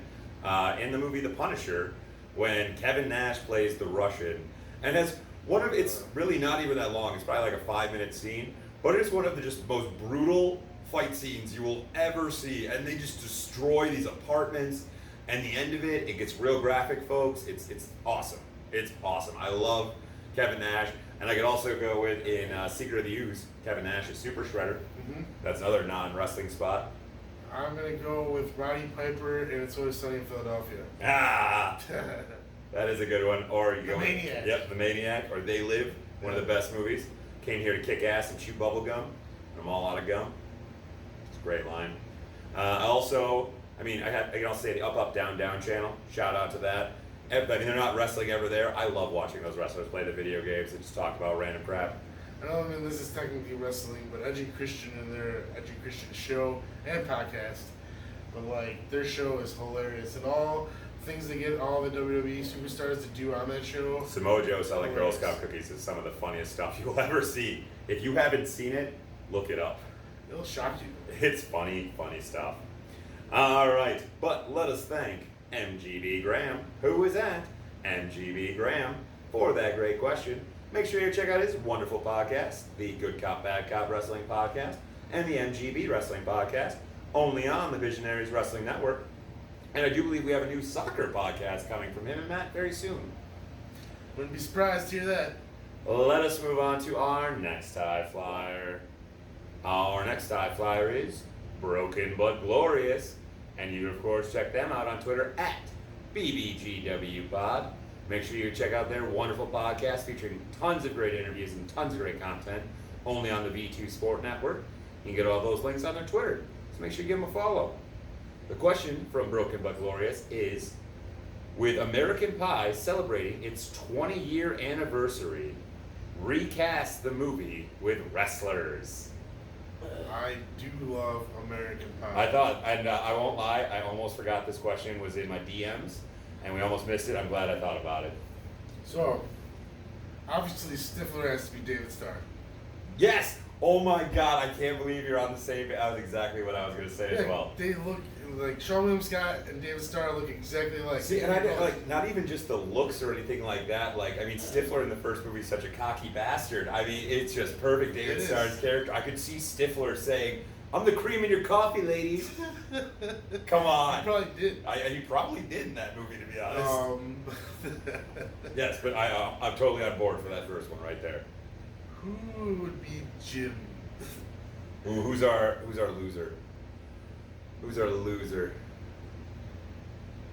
Johnny Gargano. All right, I can take that one. We're just doing this together? Or? No, I'm also going to submit for consideration for our loser, Sami Zayn. Ooh, that's a good one too. I think Sami Zayn would make a pretty damn good Jim. Okay, who's going to be our Oz? Oz, all right. Oz is going to be John Cena. Yeah. Oz would be, like, John Cena would be a perfect, like, quad. He's like the kind of hunky guy who's trying to find his artsy side. Yeah, John Cena would be perfect as Oz. Hunky guy, I like that. Kevin. Kevin. Ooh, this one's difficult. It's difficult. Who's our super smart guy? He's not the smart I know, guy. no, he's... Oh, yeah, Kevin. No, Kevin's the other one. You're right. Sorry. He's also... Who's super naive? He's like the naive one who just is... Yeah, shit. Yeah. Oh. This is a hard one. I don't know if I want to go with Kevin. Kevin. Well, I'm going to actually go with Kevin as Mike Kanellis. Why? Because then I'm going to make Maria Tara Reid's character. Okay. Fair enough. That's why. I just needed to book that together so much. One stone. Darn right. Okay, then Shipwreck. Oh, yes, Shitbrick. Here's our smart guy who is very, very odd. Lars Sullivan. I'm just kidding. It'd be Eric Rowan would be better. Yes, Eric Rowan, Big Red. Big Red. Just towering over everyone. Can't poop in public. Imagine Rowan running through the high school trying to get to the toilet. Get out of the way! That's awesome. I'm in for that. All right. We gotta do.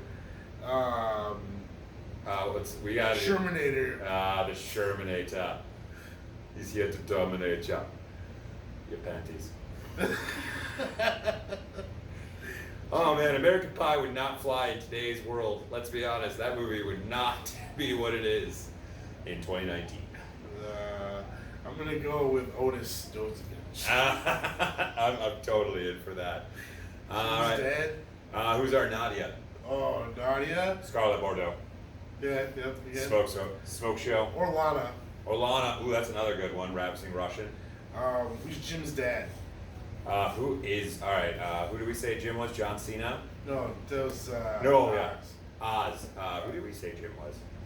We were torn between Johnny Gargano and Sami Zayn. Yes. So if Sami Zayn is Jim, then his dad would be... Well, if he was still alive, it'd be Roddy Piper. Okay, I'm gonna go Johnny Gargano then. Okay. And his dad would be William Regal. Nice. I like that a lot, actually. And then finally, what's Oz's girlfriend's name? It's like the last main character. I can't think of what her name is right now. Waymo. Yeah, she's got red hair. She goes to art school. The second one. Yeah. Allison Hannigan or something. No, yeah, we forgot about. Oh yeah, we forgot about our band player. Thank you, Peanut Gallery, for that. What's her name in the movie too? One time at band camp. Yeah, that one time at band camp. Who's gonna be? Michelle. Yep, Michelle is her name. Who's gonna be our Michelle? Becky Lynch. Yep, it's gotta be Becky Lynch. I was thinking that too. Perfect. Yeah, I don't remember the other girl's name right now. So- Nina Savari is. So that means that Becky Lynch in this movie is either getting with Johnny Gargano or Sami Zayn. Hey, the Sami Zayn one makes sense. Yeah. They were in the intergender tag team contest together as partners. Look at that. I'm just making connections left and right. All right, now Oz's lame girlfriend. What's her name? Who's currently? She's the lady of WWE. Oh, Lacey Evans. Lacey Evans. Sure, why not? Perfect. All right. Well, let us thank Broken but Glorious for that absolutely glorious question. Can you tell that we're fans of American Pie? Probably seen that movie way too many times. Yeah. Okay, quick sidebar before we do move on from this. I won't lie. American Pie is also one of my most awkward moments ever, though, because first time I saw American Pie, I watched it with my mom and my aunt in the room. Oh, that would be awkward. It was so awkward. It was me, my mom, my aunt, and I want to say my older cousin Corey. And I just remember I sat like on the floor by the TV. I never looked back once. I didn't want to see anyone else's faces. I just watched the movie. I was like, I don't want to talk about it. I just want to watch the movie. I'll watch this again later by myself. And I'm gonna watch it again later. But yes, so American Pie also just a very awkward memory that I have. But yes, Broken but Glorious. Thank you for that great question. You can check out their Twitter. It is at BBGWPod. And make sure you check out their wonderful podcast on the V2 Sport Network. Let us go on to our next high flyer. Our next high flyer will be, let me see. I just love that rhyme, really. We're going to go with Jerry, hey, Arnold, who was at Santa Jesus Guy.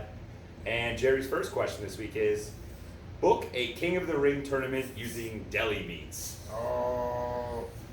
So we want to do 4 and 4, and we'll Yeah. book it together. Yeah, we just had Jersey Mike's for lunch today, too. Yeah, so we just had some flippin' delicious subs. If you folks have a Jersey Mike's near your place, go there and get a sub. Best sub I've had in years. It's delicious.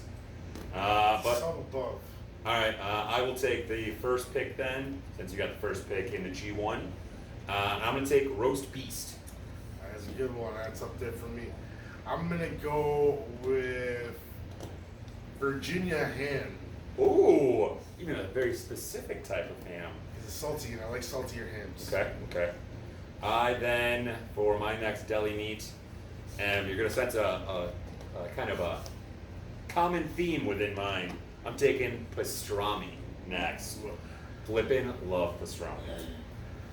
I'm going to take pepperoni. Nice. Pepperoni's a good one. For my third choice, I'm going to take corned beef. It's going to be my next one. Yeah. Well, you ain't getting it. Nope. So I'm going to go with good old-fashioned turkey. Yeah, that was going to be my fourth pick if you left it on the board. Then I guess for my final one, to keep with what I have going, I can't really. I will go, I'm going to go with, what is it?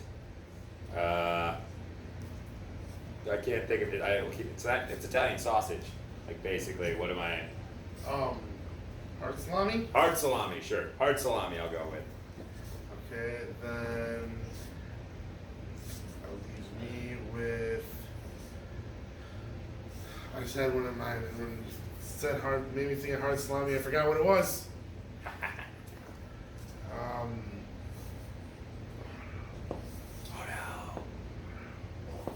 Well, we already. I guess shaved chicken breast. All right, I'll allow it.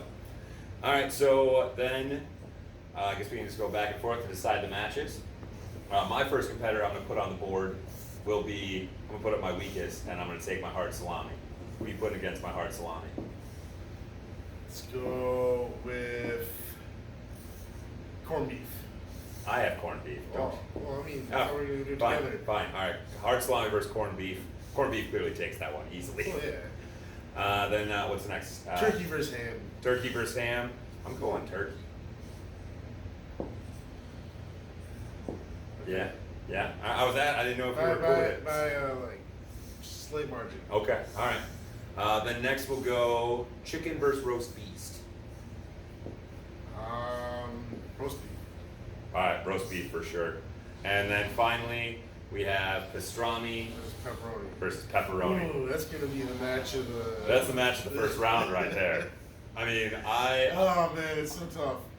I'm gonna go with pepperoni only because we got a lot of beef going into the second round. I mean, but beef is where it's at. I mean, and that will make you strong. Pepperoni is technically beef. It's pork. Yeah, it's pork. That's good though. It is good, but it's as good as pastrami. We already got corned beef and roast beef. Yeah. Don't need pastrami too. Fine. In the upset of the century, I let pepperoni take out pastrami, but it's an upset for the ages, folks. All right. Next, then we will go. Let's go roast beef versus corned beef in the battle of the beefs. Corned beef for sure. Corned beef for sure. And then pepperoni versus turkey. Yes. That's another good matchup. That is a good matchup. Pepperoni with turkey is a really good sandwich. I mean, they go well together. Oh, that's why it's tough. Maybe they fuse together to try and go on against corned beef. That's what happened. That's has to happen. That's what happened. Because honestly, they don't stand a chance otherwise. So then that makes it really tough yeah, final. so in the finals of this King of the Ring, after a fusion dance between the pepperoni and the turkey to combine their powers, they take on the juggernaut that is the corned beef. Corned beef still comes out on top. Corned beef still wrecks him. It's like Super Boo taking on Gotenks. He's just not enough. And then we all eat Rubens. Yeah, dude. I mean, corned beef's just the best, folks. So corned beef definitely takes the King of the Ring tournament of deli meats. All right, let's move on to our second question from Jerry Hey Arnold, which is, which actor had/has the best mustache? This is a really good question because there are some flipping great mustaches out there. Tom Hanks can grow a pretty good mustache. Oh wow! I did not even think about that, but Tom Hanks can grow a pretty nice mustache. I don't think he would be in my top even 5 though. He can grow a pretty good mustache. He really can. I mean, you can always go with like Tom Selleck. Tom Selleck is like one of the first people we have to mention. Burt Reynolds. Burt Reynolds is number 2 who we have to mention. You know who you're not going to mention who can grow one of the best mustaches ever, and the minute I say it, you're going to go, oh my god, I love that show.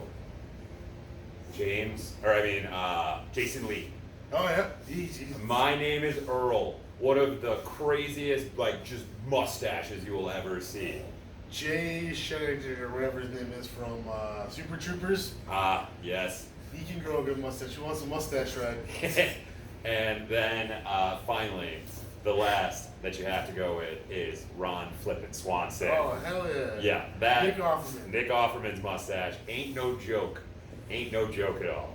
So that'd probably be my top 5 right there. Yeah, that's a good top 5. That's a good top 5 of mustaches. But number 1, I'd definitely go with Burt Reynolds. Or Tom Selleck. Or They're pretty much the same. they're guy. like 1A, 1B, but I like Burt Reynolds more than I like Tom Selleck. They look almost exactly But like that's what I'm saying. If I like Tom Selleck more than I like Burt Reynolds, it would go the other way. No, I get you. Yeah, but And they both can grow a really good mustache. plus Burt Reynolds was in a few episodes of Archer and did his own voice in it, and it was great. R.I.P. R.I.P. Burt. We'll miss you. Also, just quick sidebar, R.I.P. Rip Torn. Did you see that? No, I did not. He died today. Oh, that's sad. Yeah. You can dodge a wrench, you can dodge a ball. He went to that intergalactic kegger up there, folks. I like Rip Torn. I'm not making Sanders jokes. show. Yeah, I'm not making jokes about it at all. Rip Torn was the man. Larry Sanders show was way ahead of its time. It was a great show. If you haven't seen it, you got HBO, check it out. It's really, really funny. Rip Torn is really, really funny on that show. It is well worth a watch. Sorry, let's move on to our second question from Jerry Hey Arnold, which is, or third, this is third. What kind of jokes are the best? Oh man, there's a lot of jokes that are good. They're like, Deadpan's pretty good. We just Yeah. experienced one of those. Deadpan's always a good thing. But slapstick is pretty funny too. I slapstick, it depends. All right, so we're going for like the general masses, yeah, slapstick is definitely the best kind of comedy, or the kind of joke, I would say, for that. For the best kind of joke, though, that I generally enjoy, it's generally like the dark comedy jokes that you go at the end, you're like, ooh, I shouldn't be laughing at this, but I just did. Yeah, me too. That's why we're friends. Yeah, and you go, well, we're going straight to hell after that one. The minute you laugh at it, you go, oh, I shouldn't have said that. Book my ticket. Yep, exactly. Express one way down. But let us thank Jerry, hey, Arnold, who was at Santa Jesus Guy for all three of those great questions. Make sure you give him a follow on Twitter. I mean, with those questions, you know that Twitter's got to be pretty interesting. It's on fleek. Oh my God. Let's move on to our next high flyer. Our next high flyer will be Darth Vapor, who was at metal_2006. Our first question from Darth is, would you buy a backyard wrestling game if they revisited the series? No. I might play it. I don't think I'd actually purchase it. I read it, play the demo. Maybe if the demo was really, really good, and it'd be really, really good, maybe I'd buy it, but yeah. Those games were the best when, I don't think they were the best when they were new back in PlayStation 2. Well, that's because they were the dirty underbelly. They got like no funding for those backyard wrestling games back then. But if they revisited the series, it would really depend on who did the series, to be honest. If it was like a AA or a single or a AAA maker of games who was backing it and they really, went whole hog and did some really cool, like, crazy spots with like trampolines, and if I could have a barbed wire trampoline match, I mean, that'd be pretty fun. But I don't really buy wrestling games anymore. I can't. The last time I bought one was when was Brock Lesnar on the cover? I think it was like 2017, I want to say, 2016. One of the two. Whenever that was the last wrestling game I actually bought. And not to say they're not fun, but they get really, really repetitive really quickly. And if you don't have someone to like actually play the game against, it's just not fun. And playing online in those games is impossible because the reversal system is built on timing and people have lag, and I just break controllers. It just makes me really, really upset. So I think I agree with Diesel that I would definitely rent it. I'd check out the demo. If it was super, super amazing and done by someone really awesome, then hell yeah, I'll get behind it, maybe purchase it. If it's different and it grows. Like, I don't know why I can keep playing Madden constantly, same thing over and over.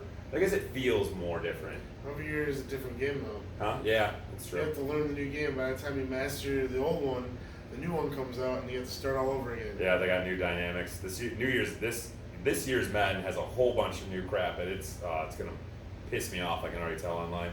That's a different question for a different day.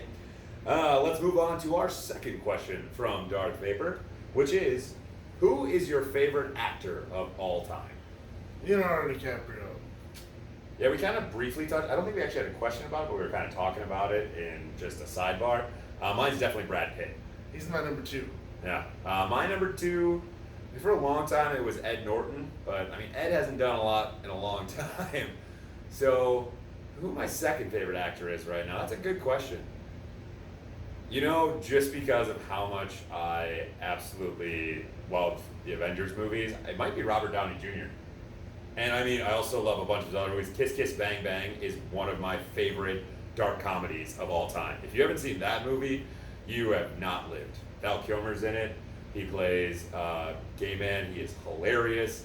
Robert Downey Jr. is, oh man, check out Kiss Kiss Bang Bang. Great, great movie. He's in Due Date. Due Date, also another good one. Oh man, just a remake of Planes, Trains, and Automobiles. They did it right. But with Brad Pitt and Leonardo DiCaprio, I'm very excited for Once Upon a Time in Hollywood. Oh man. Very excited. It's about time they did a movie. Yes. I mean, yes. Yes, and I mean, it's getting rave reviews. That cast is stacked to the hilt. Waiting for like 20 years for these guys to do a movie together. It's about time. Yeah, do you know that? So I've been reading some things and just from like them talking about the movie. Brad Pitt's character is supposed to be basically the combination of, like, he's just the ultimate badass in real life. Like, he's a stuntman, but he's actually that much of a badass. Like, he's supposed to be like the real, like, Arnold Schwarzenegger, Clint Eastwood, Chuck Norris, and Bruce Lee all wrapped into one. It's how badass he's supposed to. I am so excited. I am so excited. Too. But Brad Pitt's my favorite actor because Fight Club's my favorite movie. Plus Brad Pitt's in about at least 10 other movies that I absolutely love. Legends of the Fall. Legend of the Fall, Meet Joe Black. It's going too. Fun fact, there's a scene in Meet Joe Black that is up there on one of the most rewound scenes of all time. And that was done by a list by like IMDb. And if you know what scene I'm talking about, you know exactly why it's been rewound about 1 billion times. Because it's a very serious movie, and it is the most slapstick comedy that you will ever, it's mind-boggling. Google it, you'll know. All right, let's move on to our third and final question from Darth Vapor, which is, oh, this is another good one. You know what, screw it, I don't always do it. This is the golden question of the week, because this is some good shit right here. Question is, who would you cast if they did a live action movie of King of the Hill?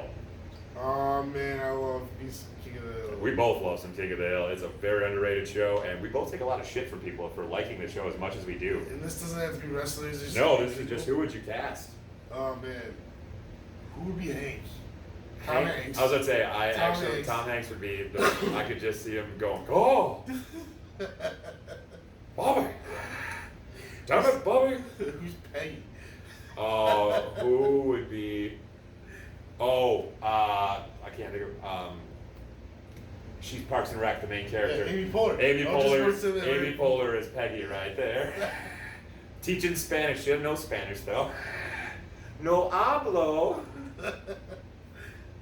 So Bobby, I mean, it's hard to pick a kid. Yeah, it's hard to pick. I just find a random kid actor. Sorry, I don't know. Chubby kid. Yeah, I don't know. Funny, chubby kid. I don't know a lot of kids. Or we could get the guy who played Thurman Merman from the from Bad Santa. Yeah, but he's older now. I don't know. He was still funny in Bad Santa too. He was, but he's a little old to be Bobby Hill. I Yeah, believe. it's a movie. It's a movie. It's true. Who Would be Dale? Who would be a great Dale? Would be who plays a really great Steve Zahn. Steve Zahn would be a good one, or Steve Buscemi. Ah, Steve Buscemi would be a great. Sorry, next to Tom Hanks. no, I think Steve Zahn. I'm good with Steve Zahn as well. I'm good with him. Bill Dotree. Bill the Bulldozer Dotree. Let's see, who's got a nice portly belt? It's Seth Rogen. Shave his head. Yep, Seth Rogen. Shave his head, or he'll shave his head. Seth Rogen would be a great Bill Dotree. Boomhauer. Boomhauer. Good old Boomhauer. I'll tell you what. Oh, I know. Matthew McConaughey. Yes. Boom. Book it right there. Matthew McConaughey would be the perfect Boomhauer. Where do you want to go? You want to do Khan? Yeah, we'll do Khan. Oh, Randall Park.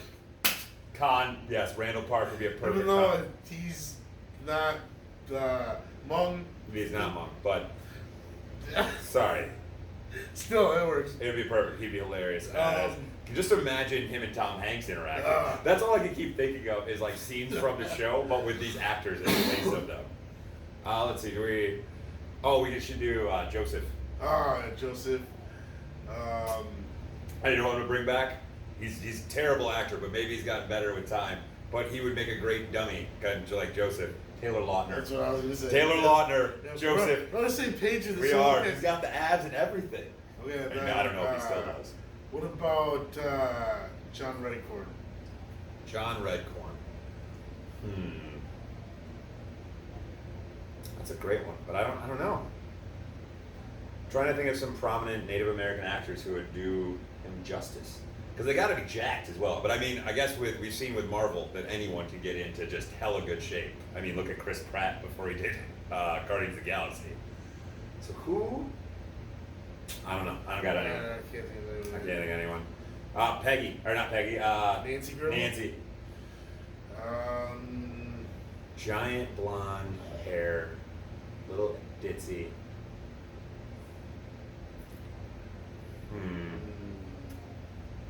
Sarah Jessica Parker. Okay. Why not? What about Luann? Oh man, dumb Luann.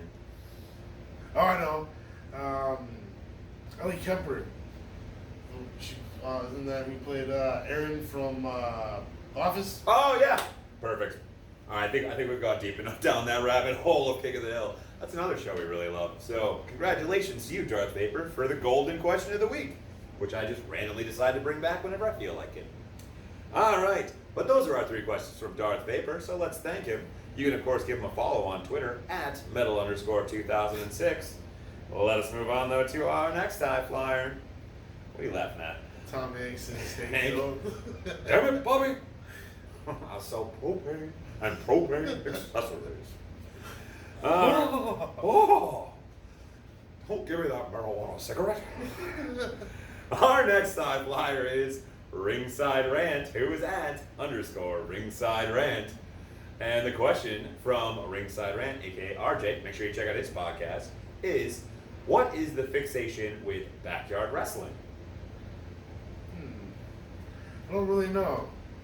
Like, I mean, it's a bunch of untrained wrestlers that are doing really, really dangerous stunts. Really, really dangerous shit. So, I don't know why people, like it so much. Because we gravitate towards violence. Let's not try and beat around the bush here, but folks. I mean, I don't know. I'm not the biggest fan of it. Like, I don't want to watch people kill themselves. Like, when you watch, trained wrestlers, they're trained to do this. Yeah. These guys are back at wrestling, and they just build rings out of whatever they can find and just start hitting each other with trash can lids. I mean, there are some, backyard wrestling federations they have trained wrestlers and everything like that.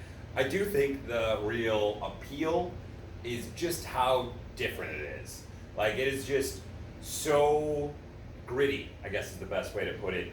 Where even when you're in independent shows, like an independent deathmatch show, like you're still in a building. There's still chairs, there's still seats, there's still an order of semblance. There's probably a bar. There's all these things. You're a backyard wrestling event, there's some goddamn lawn chairs, a cooler, and a trampoline made out of barbed wire. And then a real trampoline next to a freaking swimming pool with gasoline in it. I mean, it's just so utterly bonkers that, yeah, I don't want to watch anyone die. No, definitely not. That's not what I want. But I think it is just that how different it is and just the absolute danger appeal. Because it is, they're absolutely insane. They're jumping off roofs of houses, for God's sakes, into these barbed wire trampolines. I mean, they're nuts. And yeah, it's just that. It's hard to explain. If you don't have that in you, where you like that kind of gritty violence, then it's not for you. But there is a mass part of the culture who's like, yeah, I'd do it. I'd watch it. Let's move on to our second question from RJ. It is, why do you think WWE is hammering home the fact that Seth and Becky are together? Because they're both champions and they're both really, really popular stars, and they're trying to strike while the iron is hot, but I don't know, it's not working, in my opinion. I do believe it is coming off as forced, but there are also serious sentiments in there where I see that it is forced and it's written for them mostly, but I can definitely see that they, definitely care for each other, a lot. And I think they just think that 2 hottest stars in the company decided that they're going to date. WWE's like, lightning in a bottle, baby, and we're going to profit off of it. I mean, did you see Seth Rollins' new shirt that says the man's man? No. Yep. It's a new shirt. Literally, it's just the man, or the man's man. Cool. Hey man, any way to make a buck? Any way to make a buck is right. All right. That's how they get you. That is. But and then they do those dollar sales where they're like, buy 1 t-shirt, get 1 for $1. Well, of course I'm gonna get a second t-shirt then. Doesn't matter, the first t-shirt was $32. All right. I was just on some diatribes tonight. Let's thank Ringside Rant. Who is at _Ringside Rant. Make sure you check out RJ's great podcast. Follow him on Twitter. All the links are there. Lots of great interviews and great content. Let us move on to our next high flyer. Our next high flyer is let's go with the Go Home Wrestling Show. Who is at Go Home Wrestling? And the question is from the Go Home Wrestling Show. Make sure you check out their great podcast. I love plugging other people's podcasts. So, the question is, do you think that with Bischoff's experience with networks and advertisers, that he would come up with unique ways not to promote products without having commercials in the middle of his matches and continually having 2 out of 3 falls matches? That's interesting. I never really thought about his relationships with higher up execs and stuff like that, like in that kind of way, and affecting like ad breaks and stuff like that. I just thought, I don't know, that's really interesting to think about. I'm trying to think back to like WCW in its heyday when he was running it. If we ever really had that, I don't feel like, I mean, I was a kid, so my memory isn't perfect on it, but I mean, you were rewatching the Nitros and everything like that. Do you remember ever really doing commercial breaks like in middle of matches? Because I really can't think, like I feel like... I want to say yes, but at the same time I can't really like pick out anything particular in my brain. Yeah. I mean, I'm sure they did it occasionally, but like... Because I mean, it was live. For the most part, I don't think so. Because they even like... Because at the beginning when Nitro went to 2 hours, it wasn't Nitro until like the second hour. First hour was something different. They had a different commentary team. And then, like, in the middle, like, right when it went to the second hour, didn't matter if they're in the middle of a match or anything, Just like, the flipped fireworks went off. So, like, I don't ever remember them ever, like, going to commercial in the middle of a match back then, but I could be wrong. So, yeah. Do I think that Bischoff could come up with something different? I do. I mean, as I said many times, I was a WCW kid, so I hold Eric Bischoff in kind of a higher regard. I know that he was also, you know, a big part of the downfall of WCW in some ways, but you know, everyone has their cross to bear in that. But I still love me some Eric Bischoff, and getting to interview him is still one of my favorite moments that I've ever had. But I think he could. What it is, I don't know, because I've been thinking about this, because he's really going to go this way, and I mean, I know you can go the simple way where you have like a promo, like a dark promo during commercial breaks, but then that does limit you to like how you can structure your show, and you can structure like there's a lot of different questions, and as I've never actually booked an entire wrestling show, I don't know exactly how difficult it is, but I feel like it's probably harder than we all think it is. I think we're all probably oversimplifying it to a degree. Oh yeah, definitely. We don't know what it's actually like. We're just a bunch of talking heads. Yep. Because I mean, really think about it in the situation of like, if you want to have a really good TV match, you want to give them like, you know, 20 to 30 minutes somewhere in there. You really don't go TV 20 to 30 minutes ever without a commercial break. So are you just going to limit yourself to short little matches only on TV and save it all for the pay-per-view? Because then all of us are going to bitch about that. So it's a really difficult question. Do I think Bischoff could do it? You're damn right I do. So hopefully we'll see what AEW, hopefully we see what SmackDown does going forward, and maybe we do have something different. I mean, as I said, the opening of SmackDown this week, I really enjoyed. I really liked just how different it felt than stuff we've had lately. It wasn't the people standing in the ring going, "Hello, let's talk about this." Mm-hmm. I agree. Like that too. All right, let us thank the Go Home Wrestling Show, who was at Go Home Wrestling, for that great question. As I said before, make sure you give them a follow on Twitter. You get all the links to their great podcast and where to find it. Make sure you give them a listen and a like. Let us move on to our next high flyer. Our next high flyer is... we will go with MGB Mason, who is at MGB Wrestling Pod. And the question is from MGB Mason, All-Star Game, and apparently the injured Christian Yelich will start. He did start. Mm-hmm. Didn't do much. No. He started though. So, give us your Brewers' midterm report and prediction for the rest of the season. Well, luckily, they're in the worst division in baseball, and they're at the top of the worst division in baseball because they've been scuffling. But so have the Cubs and the Cardinals, and so it's anybody's division to win right now. How do we really know that? I know our records. Well, records-wise, Records-wise. it's the worst division in baseball. I think that the NL Central is actually the most competitive division in baseball, because I think that all of them are just beating the living crap out of each other. Like, I mean, if you look at all the games, like, every time it just keeps going back and forth. Oh, I'll sweep you. Oh, I'll sweep you back. Like, it's just, like, no one can get ahead, because I think all the teams in the NL Central are really even. But then if you look at their games outside the NL Central, like, I mean, most NL Central teams are definitely above 500 against other non-NL Central teams. So, I mean, the Pirates had No. a freaking killer line. The first half for the Brewers hasn't been ideal, but I'd rather you start slow and finish like fast. Like, and after experiencing last season, like, there's a lot of time left. Oh, yeah. There's a lot of time to like pull away. There's a lot of time to screw up and collapse.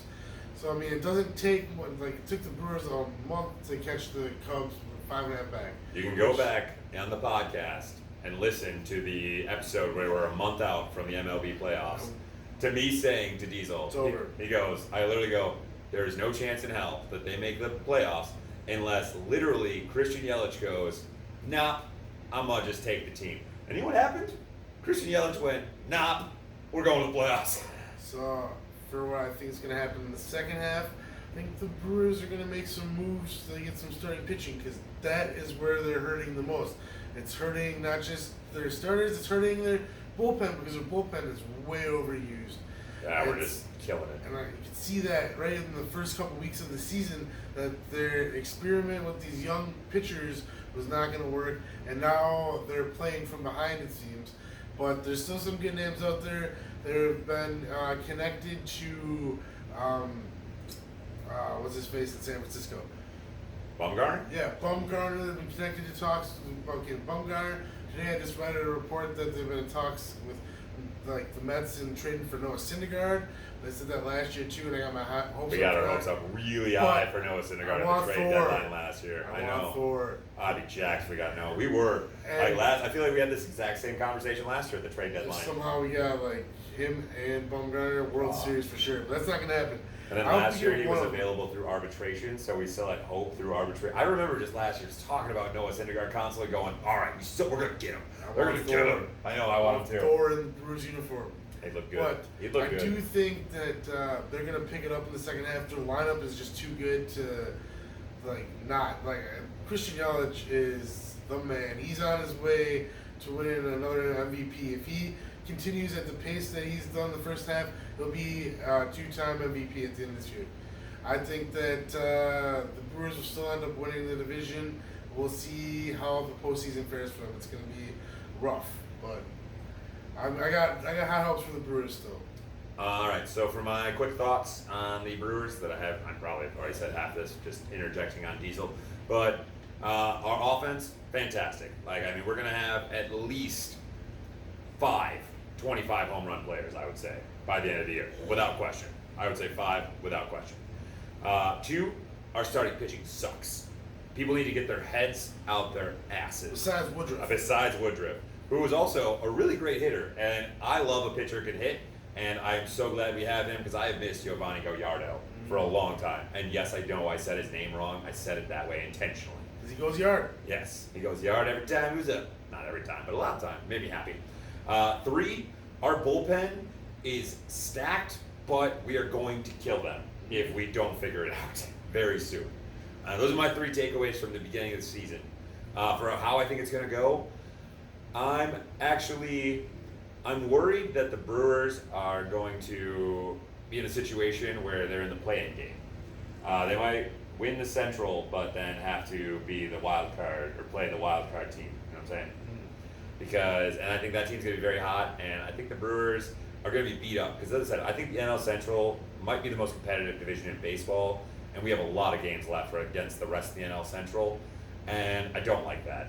The Cardinals, the Pirates, the Cubs, all of them, like, we're just going to beat the crap out of each other, and I don't have high hopes for postseason this year.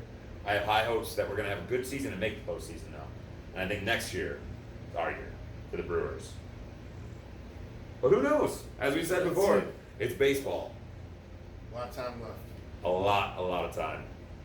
But let us thank MGB Mason, who is at MGB Wrestling Pod, for that great question. Make sure you check out the MGB Wrestling Podcast every Monday, only on the Visionaries Wrestling Network. And he also sometimes makes some appearances on the Good Cop, Bad Cop Wrestling Podcast. Let us move on, though, to our final high flyer. Our final high flyer is the Good Cop, Bad Cop Wrestling Podcast, who is at Good Bad Wrestle. This is what happens, Matt. You don't ask questions, I punish someone else who's close to you. The question from Good Cop, Bad Cop Wrestling Podcast is, you can check out their podcast each and every Friday on the Visionaries Wrestling Network. The question, though, finally is, immediate bad cop moment if you missed the free showing of Uncharted Territory last week. Yeah, we both missed it. So we can't even answer this question. Do you know what this Uncharted Territory event was? No. Google it.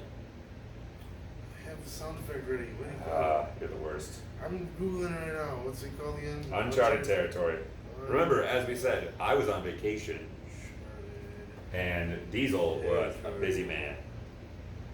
Very, very busy. Well, it's Beyond Wrestling. Oh, I did hear about this event. You should click on it and tell me some of the matches because I heard some good things. I'm pretty sure about this. I saw the Twitter reaction. Like when I got home, I won't lie, from vacation where I was, my phone, I set it off. My phone blew up for a good 7 to 10 minutes just with notifications. It was really bad. It was Ethan Page versus Josh Briggs. Nice. Bear Country versus Jimmy Lloyd and KTB. Nice. Chuck O'Neal versus Brad Hollister. Nick Gage and Thomas Santel team up for the first time. Damn. I'm gonna have to look this show up. Well, apparently we're just bad cop moment right now. Bad cop all the way. Bad cop, but we will definitely look up this stream and check out this Beyond Wrestling Uncharted Territory.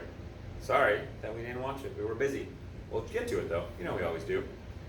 But we have to thank the Good Cop, Bad Cop Wrestling Podcast for that great question. We apologize that we couldn't answer it properly. Feel bad. I really do. But they're at Good Bad Wrestle. You can check out their podcast each and every Friday, only on the Visionaries Wrestling Network. But that will wrap up the Mystery Brainbuster of the week. Man, that ring bell keeper is just slow sometimes. As always, we thank you so much for sending your questions in. They're absolutely fantastic. We had a lot of really good ones this week. Sure did. I had a lot of fun this week with the questions. Please keep sending your questions in each and every week. You can always hit me up on Twitter at ViewFromTopRope.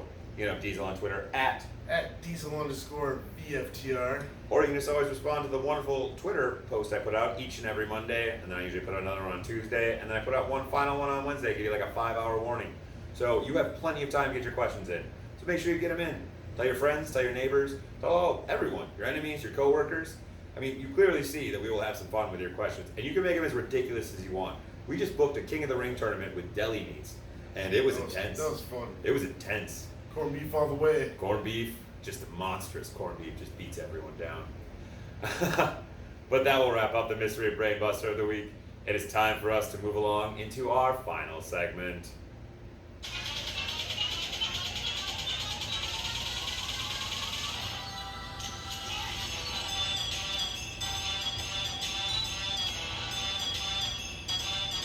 And that song means it's time for Final Thoughts. Final Thoughts, can't wait for AEW on Friday. Damn right. The Turner Hall Ballroom in Milwaukee. Can't wait for Milwaukee Broadhouse. It's been a while. It's been too long since the last time. Last time we went was when we went to Raw, and that was in March of 2018, so it's been a good year and a quarter. Oh wow, it's been over a year. Year and a third, yeah, wow. Damn, that was a long Yeah. time ago. So Time flies. hopefully they do have those brat patty noodles back, because those were delish. They were so good. Other than that, this weekend I'm going to pretty much be laying low, just because I need a break from life. Maybe I'll catch up on my NBA news. Hey, there you go. That's something to catch up on. Maybe catch up on some wrestling. That too, but I doubt it. We'll see what happens. We will see what happens. I say I'm going to lay low, but I know I'm going to end up being busy because it's just the way my life has been so far this year in 2019. You know why? So I'm motivated and confident. That is why. My final thoughts for the week. Well, tomorrow night, well, I guess it's probably whatever. I am going to a Mallards baseball game, which is our, what are they, single A? Double A? No, they're college. They're Wood League, or Northwoods Summer League. League, Wood Bat League. Okay. But it's a lot of fun. We're going in the duck line, which means it's all you can drink, all you can eat food. So I'm excited for that. We're going with Allison's company. It's like a summer trip because they're doing so well. So excited for that. Then we have AAW on Friday, which is the next day. Then the next day I have to close the bar, and then the next day I have to do some stuff for the wedding. So I am just busy as hell for the next week, because then it all just starts again. Monday I work, then I got trivia, then Tuesday's bowling, and then Wednesday's the podcast. It just keeps going in a circle. It's kind of a fun circle, but I mean it is very tiring right now. Plus it's so hot out. Ugh, So hot right now. very hot. Very hot. That's why he's got his cool sweatband on. But it is time. That's all I have for final thoughts. Watch some wrestling, watch some movies, do some cool stuff. That's what I'm going to do. That's what I do with my time. Hang out with Allison, my wonderful fiance. She's the best. And she will be done being sick tomorrow. I'm telling you right now on this podcast. Mark it down. Let us get some social media stuff so we can get yada here Diesel. Okay, you can search View from the Top Rope on Facebook, YouTube, and Instagram, and you'll find us on those sites. You can follow Chad on Twitter at View from Top Rope. You can follow this guy right here, Diesel, on Twitter at Diesel_VFTR. You can also send us a friendly email to our Gmail, which is aviewfromtoprope@gmail.com. Visionaries Wrestling Network. You can follow Visionaries Wrestling Network on Twitter at VizWrestlingNet. You can send us your podcast to be added, just like the Bard from Ringside podcast. Band from Ringside. Oh, yeah. Bard Band, close enough. I got the initials right. Band from Ringside podcast. Hey, man. You tried. I did try. At least I remember to throw them back in there. But just like they did, they sent us an email. They got added to the network. You could be added next. Send us an email to visionarieswrestlingnetwork@gmail.com. Then you can also follow us on Facebook by searching Visionaries Wrestling Network. And you can listen to us on all the podcasting platforms such as Apple Podcast, Google Play, Stitcher, SoundCloud, iHeartRadio, Spotify, Podable, Podknife, and many, many more. Yeah, so many more. Just type in Visionaries Wrestling Network in your Google machine. You'll find us on your favorite podcasting platform. Or download a new one, just so you can listen to everything. It's well worth your time. But this has been episode 106 of View from the Top Rope. It has been an absolute blast tonight. I mean, this has been a little out of control tonight, to be honest. It's just a lot of sidebars, lots of random conversations. But I've been Chad. He has been Diesel. Down here on the floor has been Zeus. It's his place, Zeus's Treehouse. We thank you so very much for tuning in to this wonderful podcast. Please keep tuning in. We love that you watch. Please keep sending your questions in. Make sure you're liking, commenting, sharing, subscribing on whichever way you're watching us, whether it be YouTube or any of your favorite podcasting platforms, so we can just reach more and more high flyers. But as always, there's one important thing to remember, and that is always to climb up high and enjoy the view from the top rope.